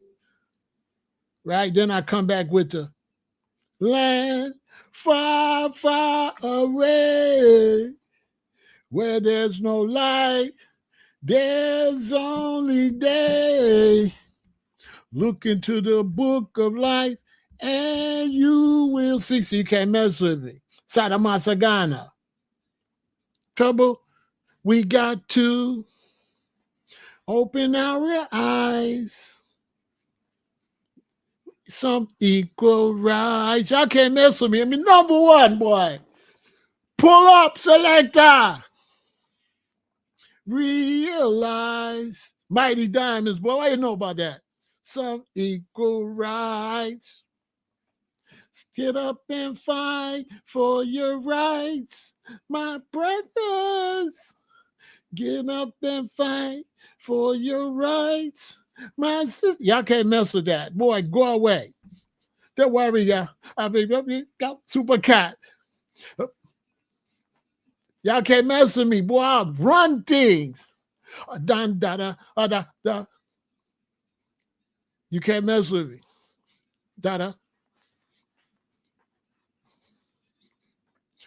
And your brother, Super Cat, Sizzler, get him a ride. You can't mess with me. Then it's lonely, breezy afternoon. See, it was the month of June. My gates and I went out for a walk.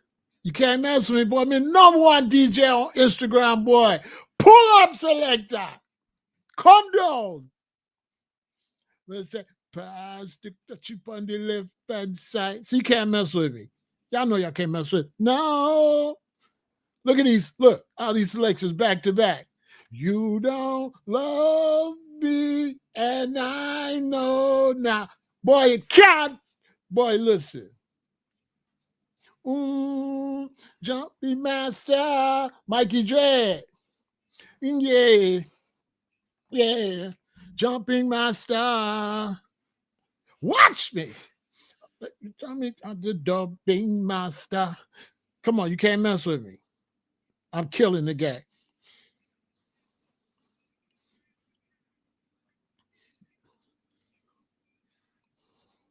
Come on, you can't mess with me. Sizzler, boy. Stop playing. Mm. Come on, y'all can't mess with me. I'm number one. I'm number one. You got to post it. You can't. What? Be this way. Come on, you can't mess with me. Just one of them days. It's just one of them days. Come on. Man, the number one DJ. Back to back. Boy. Yeah, Sizzler back to back. Been the number one. Man, a big DJ. For the rest of last year. Come on, man.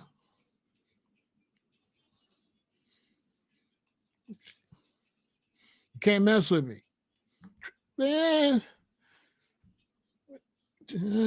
Garnet Silk. I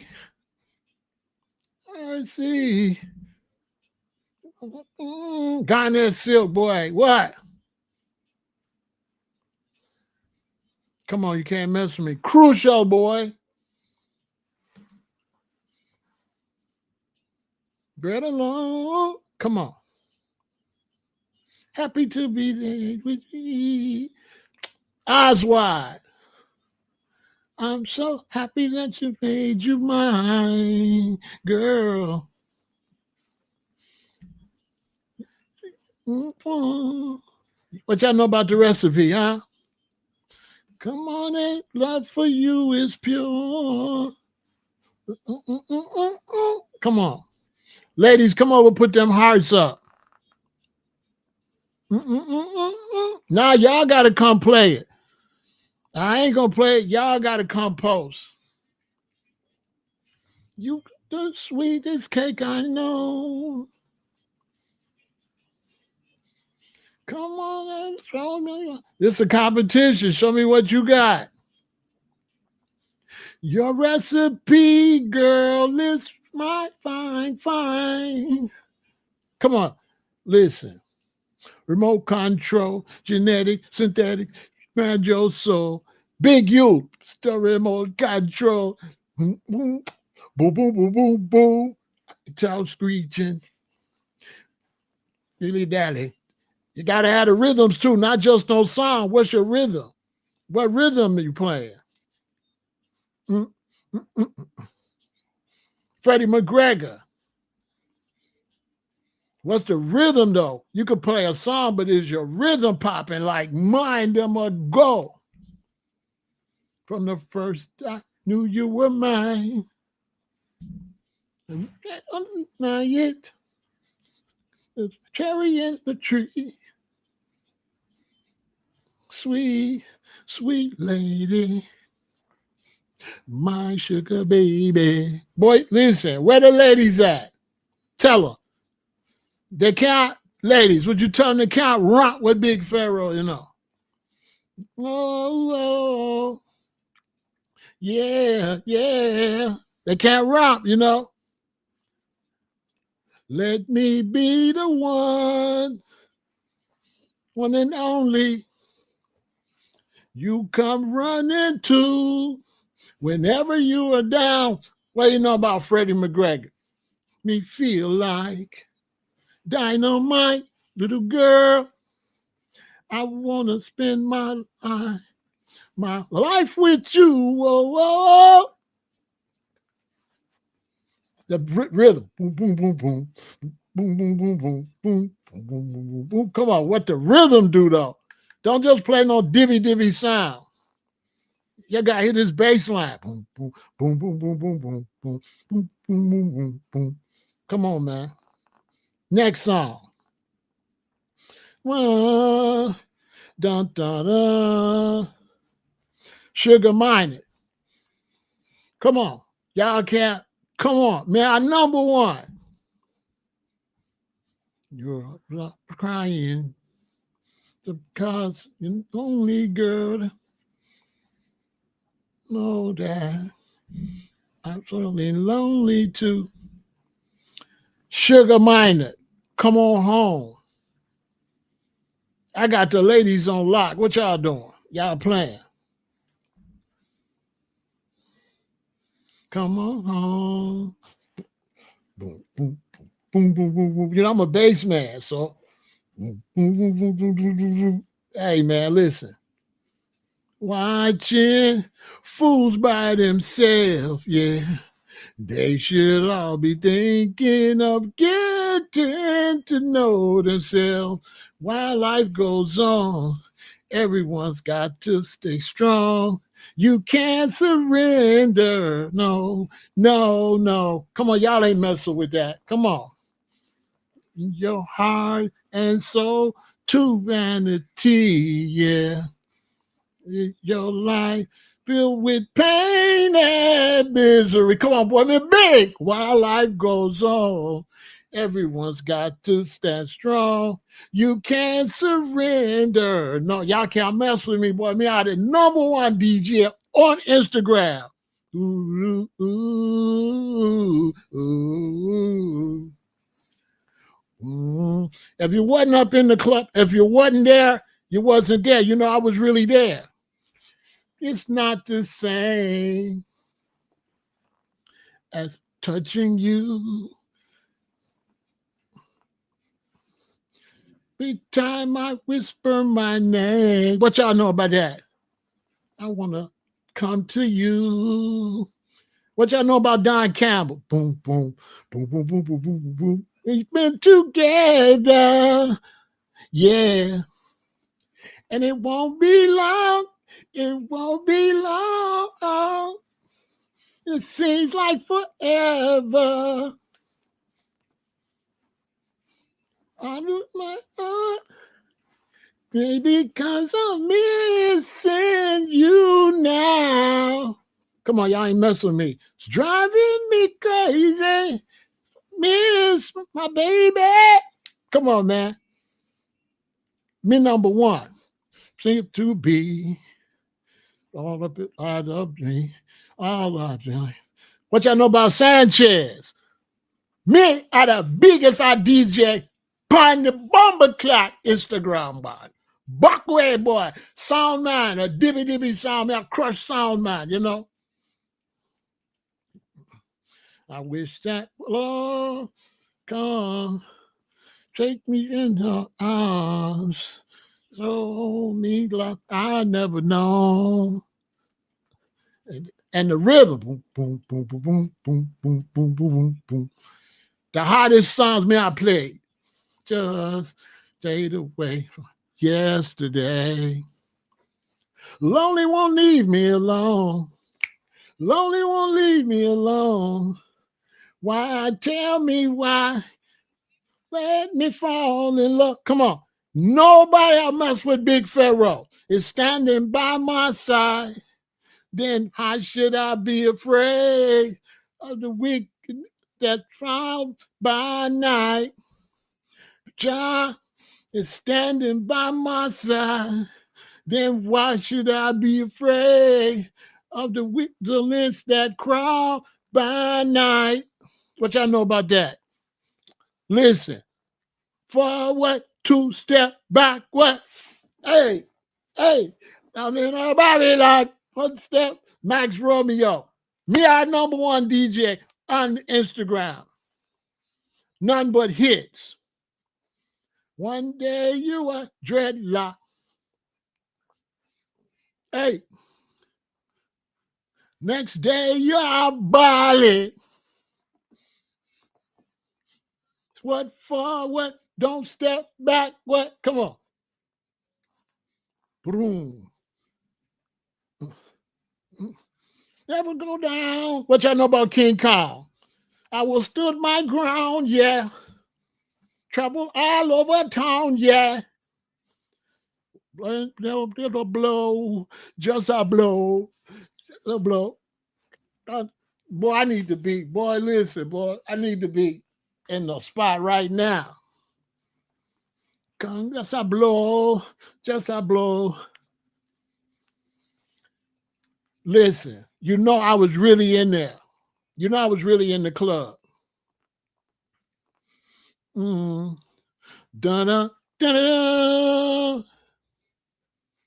Y'all know I was really in there, right? With my queen.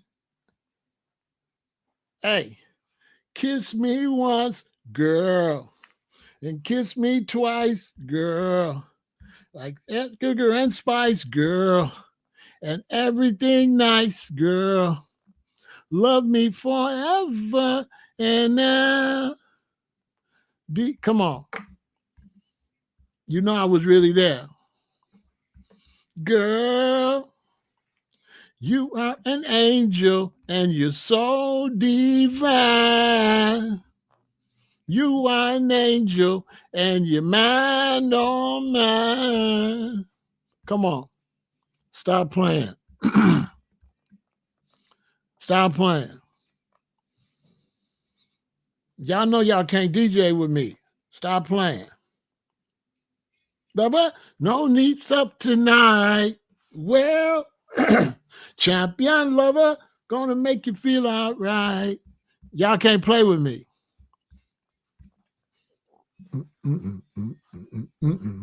Come on, y'all can't play with me. Lover, gonna make you feel all right. Yeah, I'm not gonna take it easy. You won't get away tonight. The vibes that's going through me. Come on, I got the ladies on lock. Flowers to your department. You say don't around anymore. Yeah, by an appointment. Cause I heard laughter coming through your door. Y'all can't mess with me. Sometimes at night you still call me. Before you close your eyes to sleep. Made a promise I would stop by sometime, but that's a promise I can't keep. Cause I love you too much to ever start liking you. Come on, man. I'll be out a big DJ. See, over you, baby. Don Carlos. Even though I'm under your spell. Boom, boom, boom, boom, boom, boom, boom, boom, boom. You by the street. My little heart just skips a beat. I'm number one. Nobody just skips a beat. Oh, come on. Who better than me? Nobody. Driving me crazy. In my mind. Come on, man. Pass you by. In love with you. Come on. Hypnotize. Hypnotize. Come on, Don Carlos.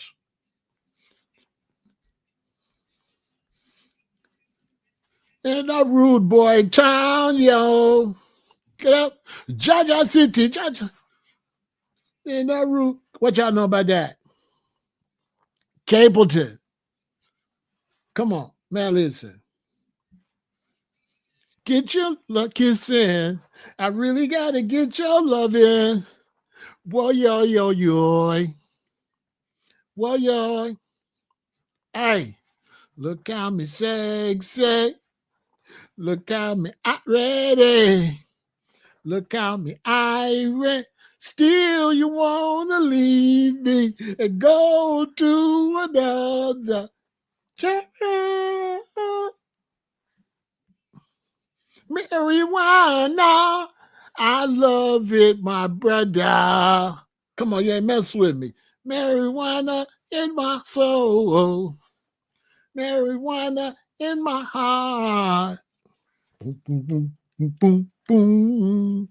Boy, these fire tunes. Watch it. I love and smoke marijuana. It gives me a deep meditation. Try marijuana.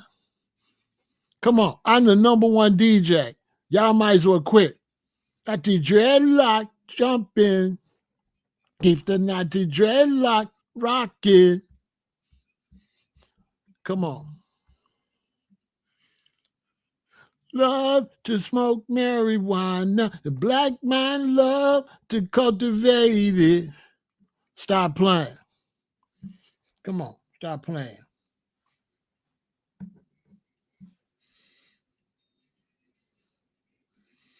Y'all can't do this. La da da da. Come on, y'all ain't ready. Stop. Me #1. What? Went to a dance last Saturday night. I was feeling it and the moon was right. What? Gregory. But on the corner. Cause I feel like dancing all night. Boy, I got all the hits. And I say, cool down the pace for me, little woman. You're dubbing it too fast for me. Come on. #1. I know the score. I know the ropes. Baby, I know what's going on. I know the score. I know the ropes. Baby, Frankie Paul. Boy, me the biggest DJ. See you on the street, packing neat. Girl, you look so sweet. Come on. Dread on the mountain. Not the dreadlocks in the mountain chanting. Getting water from a fountain. Drinking water from a fountain. While the birds and bees are singing. Come on, man. Stop. That bass line.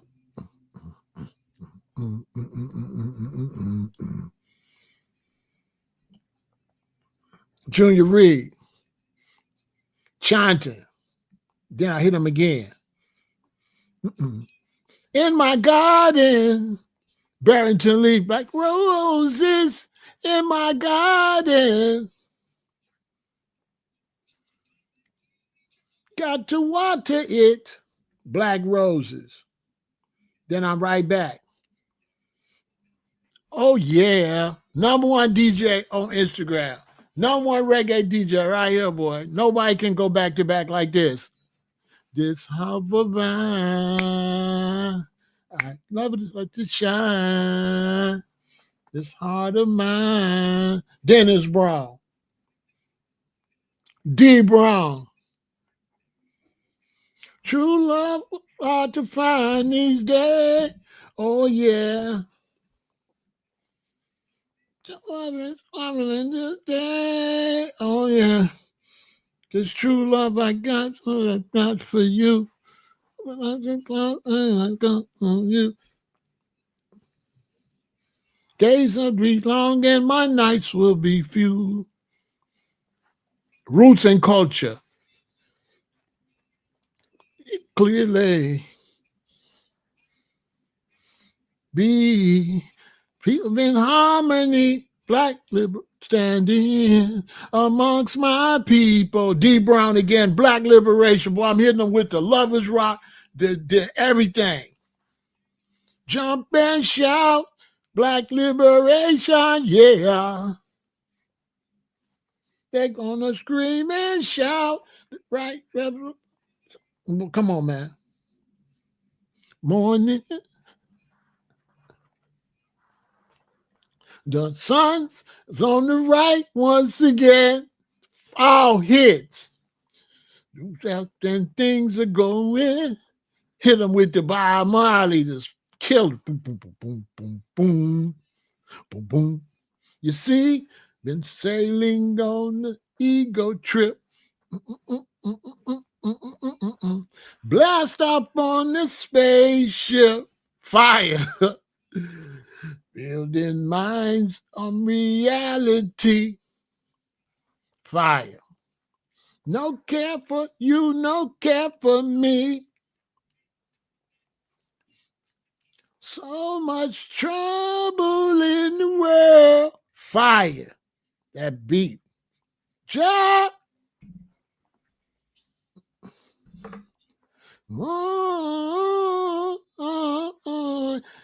Come on, man. Black Uhuru. Nobody DJ like me. A puff, she puff. Nobody puff but Rasta. A puff, she puff. Hey. Hey. I was up in here rocking from my own list.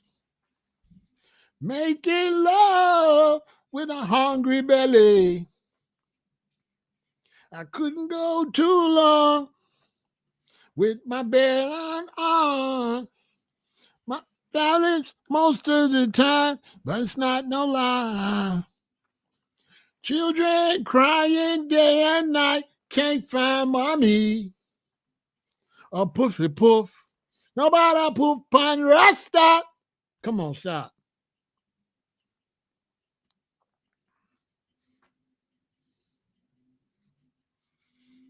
Burning spear.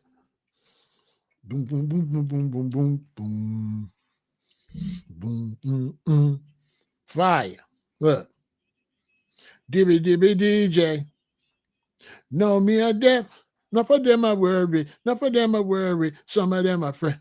Some of them are fret. We got to stop her. Yeah, the DJ, you better talk to me proper. Boy, yeah, big DJ. Cut the rankings. Cut the rankings. I'm shutting them down, boy. The best Instagram DJ.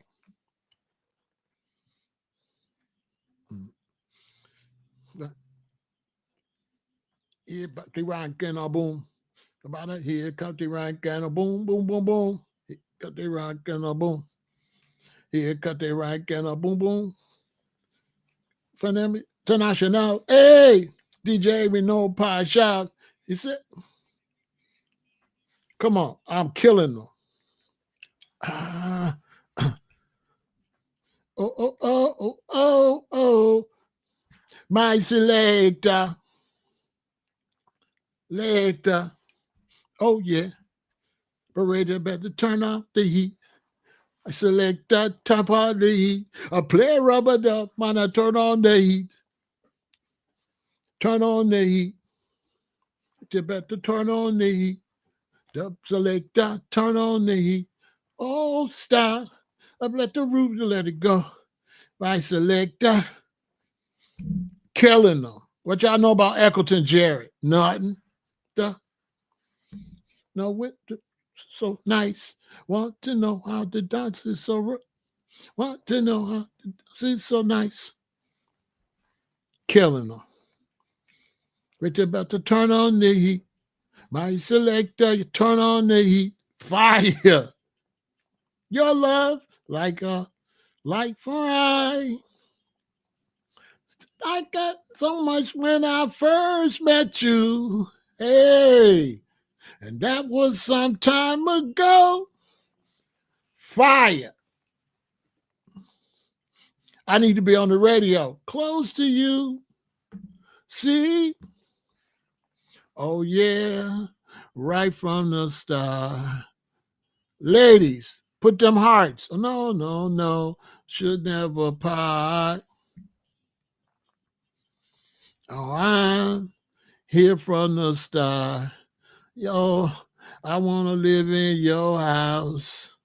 Want to live in your house. Fire. Need your love more than just an hour. I need your love more than just a day, baby. Come hold me close. My love will never falter. Your love, what y'all know about eyes wide every day. Now the time to be here, that we should be together. Come on, man, fire. Every dreadlocks must endure the fullness of the earth. Down, fire back up of the earth.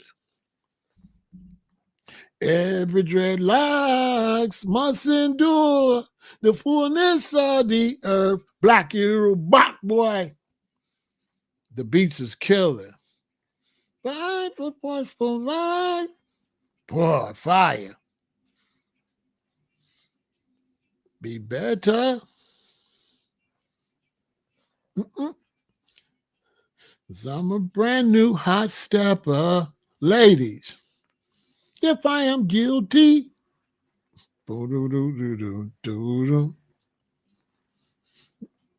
then I will pay. Mm-mm. Now I'm a victim of the words man say. Fire.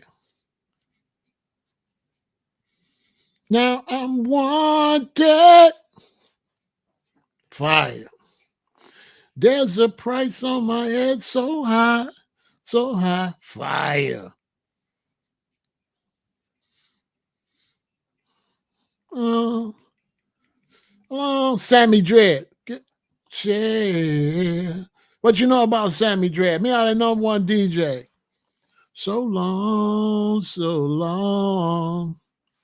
I might got to get my share.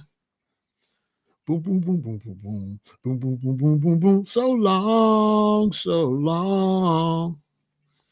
Crucial bass rhythms, boy. You know I'm a bass man, so you know I love them bass rhythms. Ooh, yeah. Trying to think you're right. It seems I just Sammy Dread killing it. My love is a stepping out. I know. Garnet Silk. Number one DJ on Instagram. It's growing. This love inside of me. Come on, stop. Next song. Prince Pharaoh. Boom, boom. Dun, dun. What's something? Hey, boom, boom, boom, boom, boom, boom, boom. Prince Pharaoh. Something. Prince Pharaoh. Then I'm back. Doo-doo-doo. Pablo Moses. Fire. At night, when others are in bed, meditations go through my head. When I guitar under I faithful tree, job inspiration within me. I play and play. Boy, that beat. Boom, boom, boom, boom, boom, boom, boom. Boom, boom, boom, boom, boom. Boom, boom, boom, boom, boom. This is fire. It's a song. Come on, man. Then right back. Dreadlocks in the mountain chanting. Getting water from the fountain. Drinking water from the fountain. Oh, Junior Reed, back. Dun dun dun dun dun dun dun dun. Michigan and Smiley. Stop playing. Big Tune, Big Pharaoh. Hey, I want a life. I want a wicked and dreadful life. Wicked and dreadful life. Not a couple fan fight. Trying to take my life. Oh, them. Why they got dang dang? Fire. Right back. Wayne Jarrett. Yeah. Chuck on dread. It's a dreadlock postman. It's a dreadlock postman. I'm gonna let you at 7:45. Fire. Hey. Ling-a-ding-ding-ding. Hey, I take a lead. I need to be in the club, man. If I was in the club, hey, man, I'd be in there rocking. This is where you be up in there with our queen. We be up in the club. You know what I mean? Rude boy and thing boy. Sit back. Fire. Boom, boom, boom, boom, boom. Murderer. Barrington Levy. Tell him already, I go tell him again. Tell him already, I go tell him again. Them a murderer. Fire. No ice cream, love. That's no go for me. I'm killing Johnny Osborne. I don't want no ice cream, love. Can't you see? Fire. Fire. Boom, boom. Because my love is warmer than a chocolate fudge. Oh, fire. Dun, dun, dun, dun. The thing, color bomb bomb. The sister Nancy. Big thing, let's go. Oh, fire. One thing Nancy can't understand. One thing Nancy can't understand. Ambition. Make them talk about me. Ambition. Come on. Get it from? Or some of them ask me where me get that from. From creation. Bum bum. I'm not playing nothing. These is already loaded. This is my playlist. This is my playlist. These are songs already posted. I'm not pulling these up. These are already posted. All I'm doing is scrolling up. Next song. Oh, yeah. This is my playlist, Simeon, on Instagram already. I'm not pulling these up. These are already there. See, I wake up in the morning. What do I see? Gunman standing over me with their gun. And I keep telling you, you got to play it. Why you keep telling me to play songs? You got to go play it, and you got to post. You got to post the song if you want to hear it. You got to go on Instagram. You got to play the song. You got to hashtag Instagram DJ. Put on the pressure. Oh, yeah. Sugar Mike. All time pressure. Pirate. They might call us illegal broadcasters just because we play what the people want.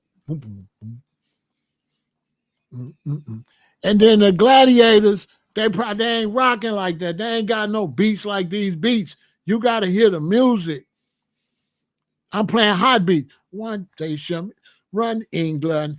Two stations, they couldn't run. You got to hear the beats. Boom, boom, boom, boom, boom, boom. The gladiators ain't got nothing like this. I'm rocking.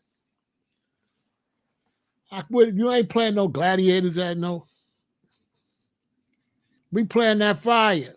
Yo, yo, yo, yo, yo, yo, yo. Gladiators can't hang with Israel Vibration.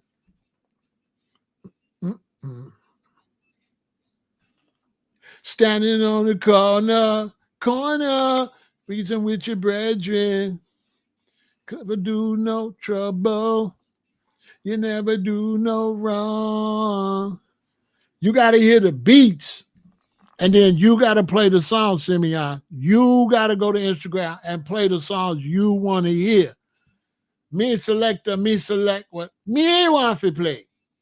I'm not playing I'm not playing no requests. Yeah. Ghetto.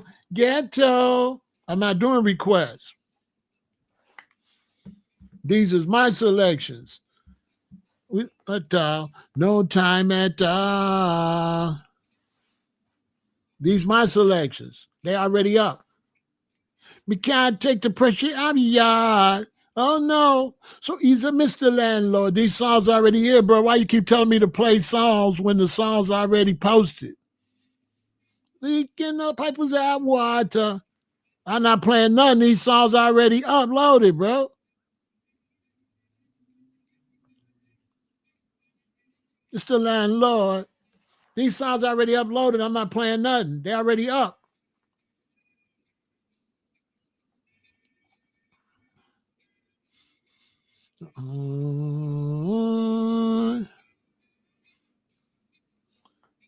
You've been talking what they don't know.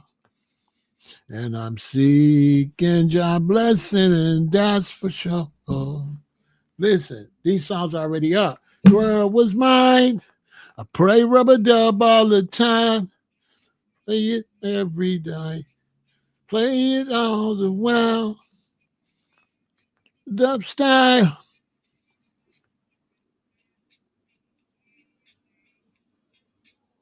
These songs already uploaded, bro. I keep telling you. Why you still trying to make requests? These songs is uploaded already.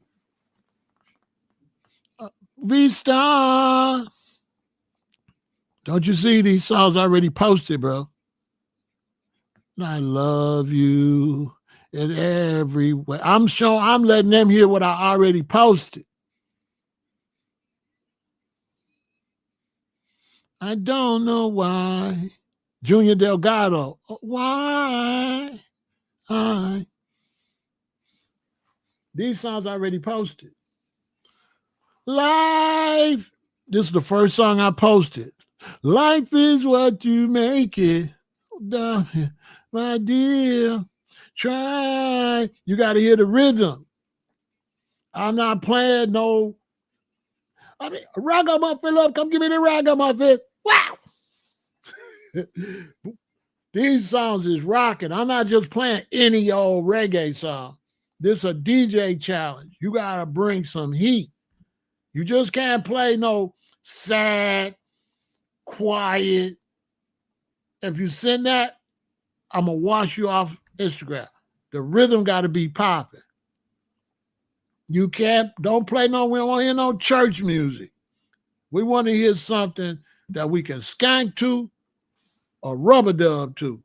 If we can't skank to it, if we can't rubber dub to it, that's because you're not a big Pharaoh. You're not a number one DJ on Instagram like I'm on number one DJ on the Instagram reggae DJ. The best Instagram reggae DJ is Big Pharaoh. I just wanted to say some of the songs so people could get an idea exactly what I've been playing. The type of selections I've been playing, but you gotta hear the beat. You know what I'm saying? But I'm not doing no requests. It's a challenge. It's a DJ challenge. Okay? It's a DJ challenge for you to play hot songs that can compete with the songs I play. That's what it is. You have to match my song. You have to listen to the songs I play, and you got to play a song that's matched that energy. You can't just play something, it don't match the energy. It ain't nothing. The energy is slow. It ain't, nobody can't rock to it. The bass line is weak. It's all religious. It's too religious, and it don't got no flow. We ain't gonna skank to it. No. And there's no request line. So don't come over there requesting. Come over there and compete. Come compete. Come compete. And let's help keep classic reggae alive. Right? Now, I used to be up in the clubs for real. So I know what they would play in the reggae party. Okay? I know the type of tunes that the DJ would play if he's rocking the reggae party. It's a certain type of tune he gonna play. They're not gonna play nothing that's too mellow up in no club. Okay, it's got to be roots rock. It's got to be not roots rock. It's got to be rubber dub. It's got to be or skanking music. If you can't rubber dub to it or skank, it can't hold. It can't win no DJ battle. In order to deal with the DJ battle, you got to be able to rubber dub to it, and you got to be able to skank to it. It can't sound like we in church. You know what I'm saying? You got to be able to rubber dub. So a lot of people don't know. That's how you know I really was at the clubs. This is the type of music that they would have at the club. So in the day, to give you a little background, you go to the club, a reggae band start playing at 10 o'clock. But when you get there, you might get in there a little bit before 10. So the DJ is playing these type of songs that I'm showing y'all. Then when 10 or 10:15 come, he turn the music off. The band get up there. The band gonna play from 10 to like 11 till like 11:30. Then they gonna take a break. Then the DJ gonna come back and play. And he's got to play the type of songs you heard me singing. He can't play no religious stuff in no party. This is a DJ battle. This is not an at-home listening battle where you're going to play Ijaman. Ijaman, I listen to Ijaman, but that's not DJ music. You understand? So you got to play DJ music. So if you do play the Gladiators, you got to find a Gladiator song that's going to work in the club. Because you got club music and you got home music. Home music will be different. So at home, you could play, they refuse to be what we want to be. We know who we are. That's the way it's going to be. We was trying on the wine press much too long. You can play that at home. You cannot play that in the club. Can't play that. The band could play it, but the DJ can't play that. And this DJ, this the best Instagram reggae DJ. DJs don't play listening music. Because some people might not understand that. DJs don't play listening music. DJ play music to make you feel energy in the club. So it got to be a certain type of song. If it's that's why I got so many love songs, because you in there and what you want to hear. You want to get up with your queen and grab her, right? Love you too much to ever start liking you. That's what you want to hear with your queen. You ain't gonna want to hear no preachy stuff. When you go out, you dressed up, you go out to a club, see a band and stuff. The band could do it, but bands won't play that. We take certain songs. If we doing a concert, we'll play some of the more what you would call spiritual songs or religious type of songs. But when we doing a club, we don't play none of that. See, it's the same for a band too. A band can't play concert music in a club. Concert music is different because people sitting down, people in chairs and stuff. So when you're a band, you have to change your playlist. If you are playing at a club, you can't play. So some people are requesting concert music. Well, at a concert, They ain't gonna have no DJ. They're just gonna play some music on the soundboard. But see, at a concert, they won't play no reggae music a lot of times because they don't want that music to clash with the concert. So a lot of times at a concert, they won't play nothing in between acts. It'll just be quiet. And people will go get food and go shopping and be talking. And you can just hear the people talking because they don't want the music to be better than the bands. So you have to be very careful. So I don't want to play no superstar music. And he's a superstar at 20. I don't want to play Sizzler and you ain't as great as Sizzler and you performing because then Sizzler music is going to outdo your music. So you have to be very careful at a concert. At a club, it ain't no competition because the band is going to be playing a certain type of band sound. They're not necessarily going to be playing the sound that the DJ going to be playing. So the DJ know how to play a different sound than what the band is going to be doing. So that way, when the break is over and they come back, everybody get back into the mood of what the band is on. So I'm challenging people to play the type of music that you would play if you had people in a building, a club. What would you play? You wouldn't play the same thing you play on the radio.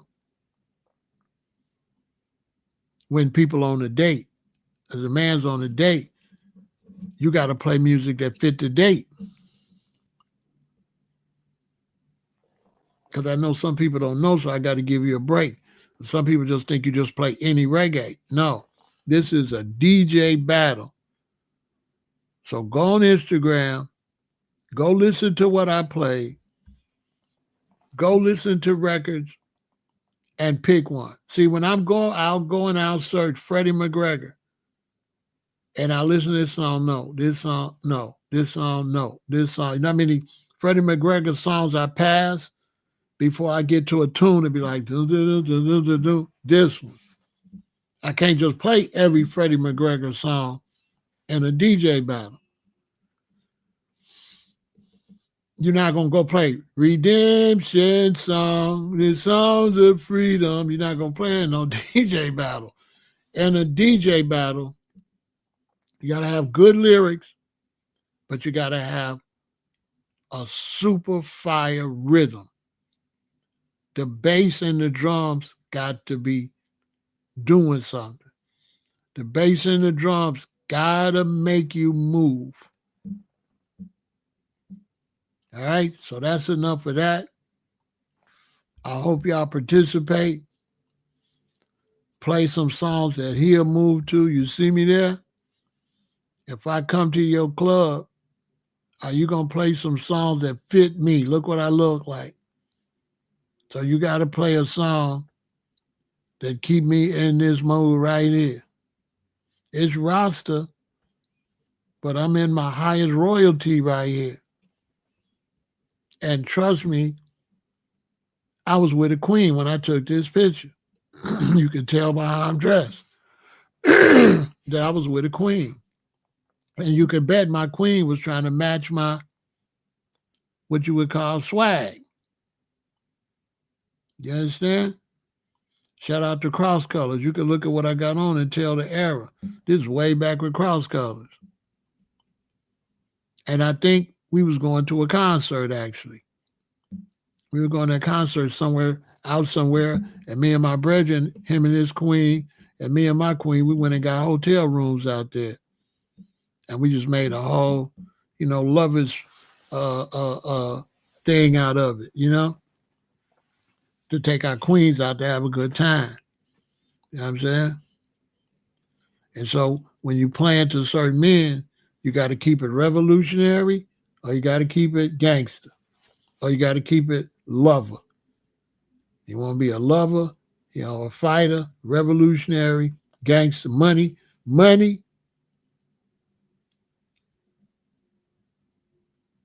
liberation, and love for the queen. Because you got to play something for my queen. You got to play something that's going to make me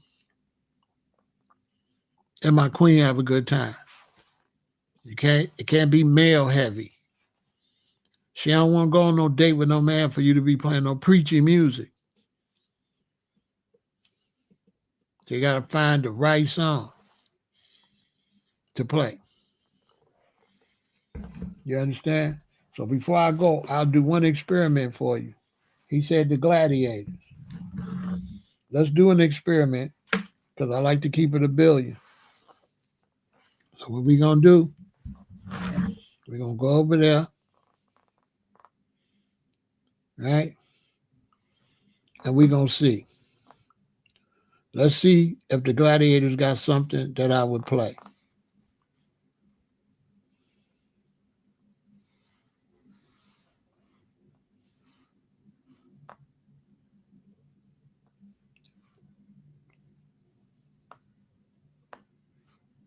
The gladiators.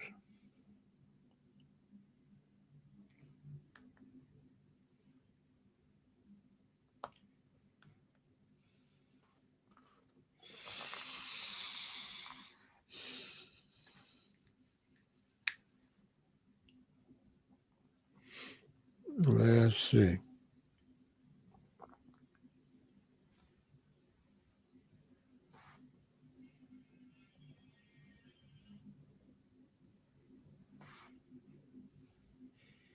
Let me see if he was on point with that.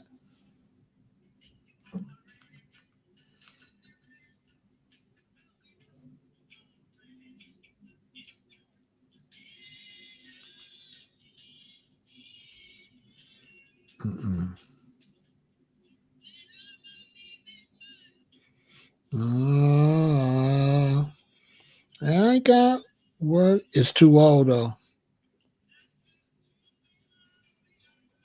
Mm-mm.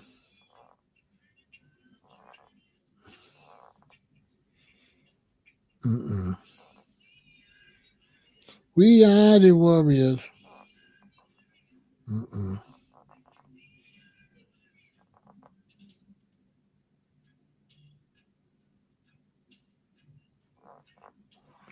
My thoughts ain't too bad, but I wouldn't play it.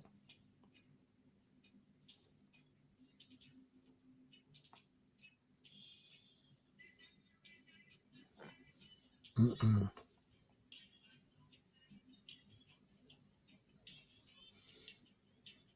I just say, don't say, I can't say. Bongo Red. Almost.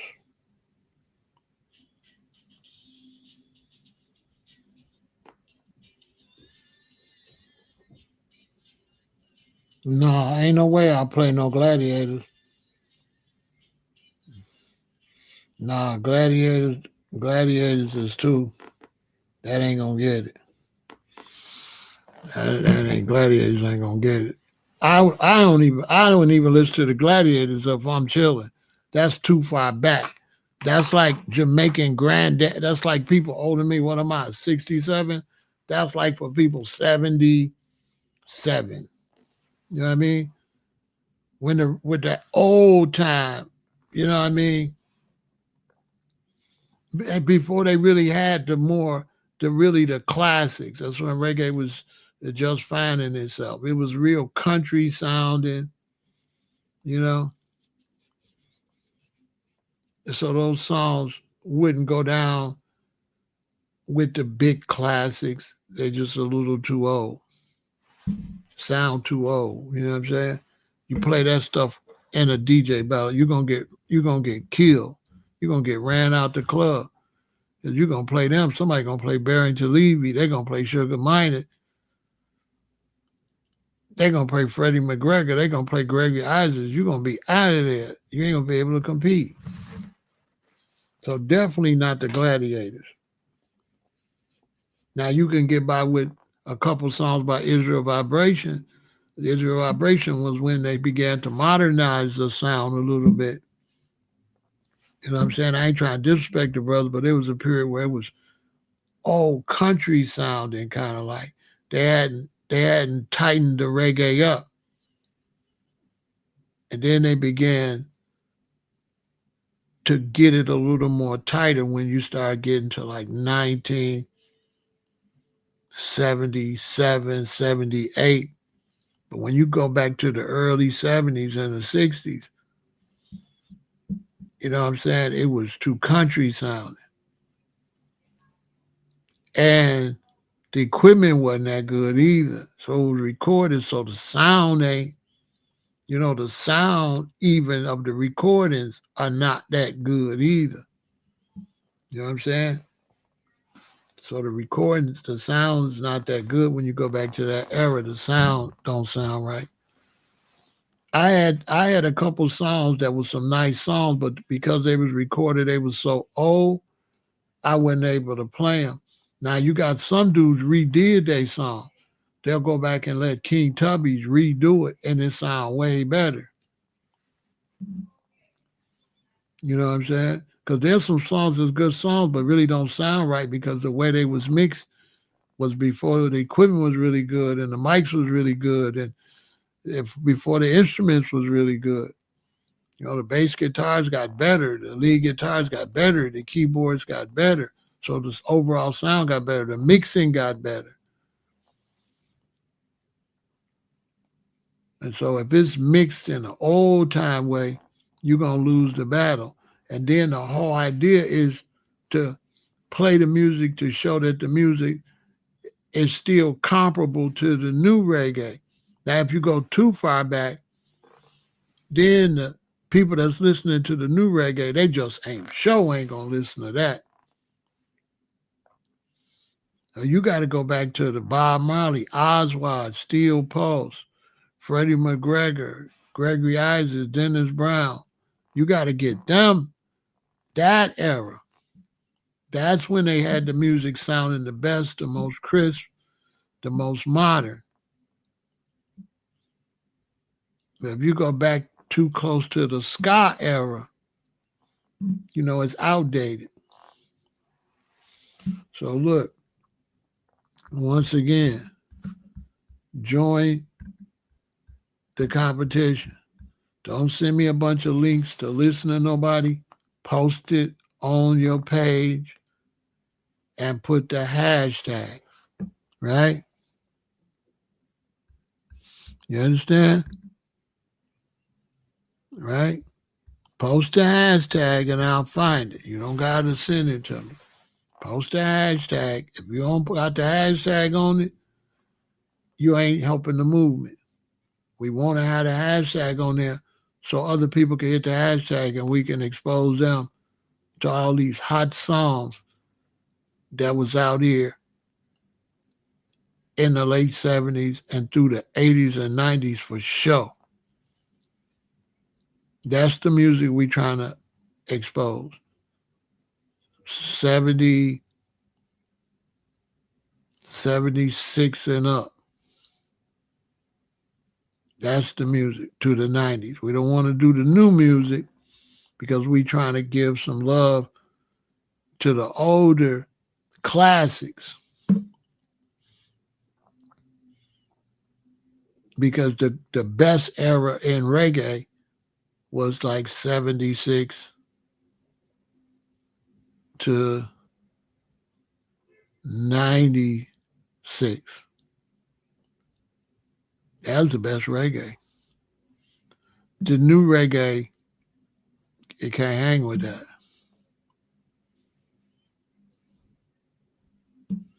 To me. Just like the hip hop. The new hip hop, they got some good songs, but they can't hang with the 80s hip hop. Ain't no way. They can't hang with the 90s, the 80s and the 90s hip hop. Hell no. Ain't no way. Because there's not enough volume It's nice songs, but it's not enough volume. So people be like, well, Pharaoh, the new reggae, they got some good songs, they don't got enough volume. We're not putting out as many superstars in music as we used to. Music used to have hella superstars. Now it got down where you only got a couple. Look at R&B. How is R&B now going to keep up with R&B when you had the Ohio Players, the OJs, the Spinners, and all them groups? You had a bunch of them. You don't got that no more. So that's why the music can't compete, because they don't got the numbers to compete. They ain't got the numbers. The modern reggae could not make as many love songs as the past reggae. They got so much lovers rock. I got to go find it all. It's songs I done forgot. And then we was musicians. We was serious. We was serious about our music. Now we didn't take music for no joke, because everybody was modeling themselves after Bob Marley, and Bob Marley's reputation is don't come to the studio and play. Bob Marley is the reason reggae was as great as it was, because everybody knew Bob Marley did not play at rehearsal. None. Everybody knew that. Every group knew you had to work as hard as Bob. We all knew that. So imagine how powerful that was, that we knew that way in Chicago, that you had to take it serious like Bob. Think about that. Everybody knew that if you wanted to play reggae, you had to be serious like Bob Marley. This is a fact. Everybody used to say it at rehearsal.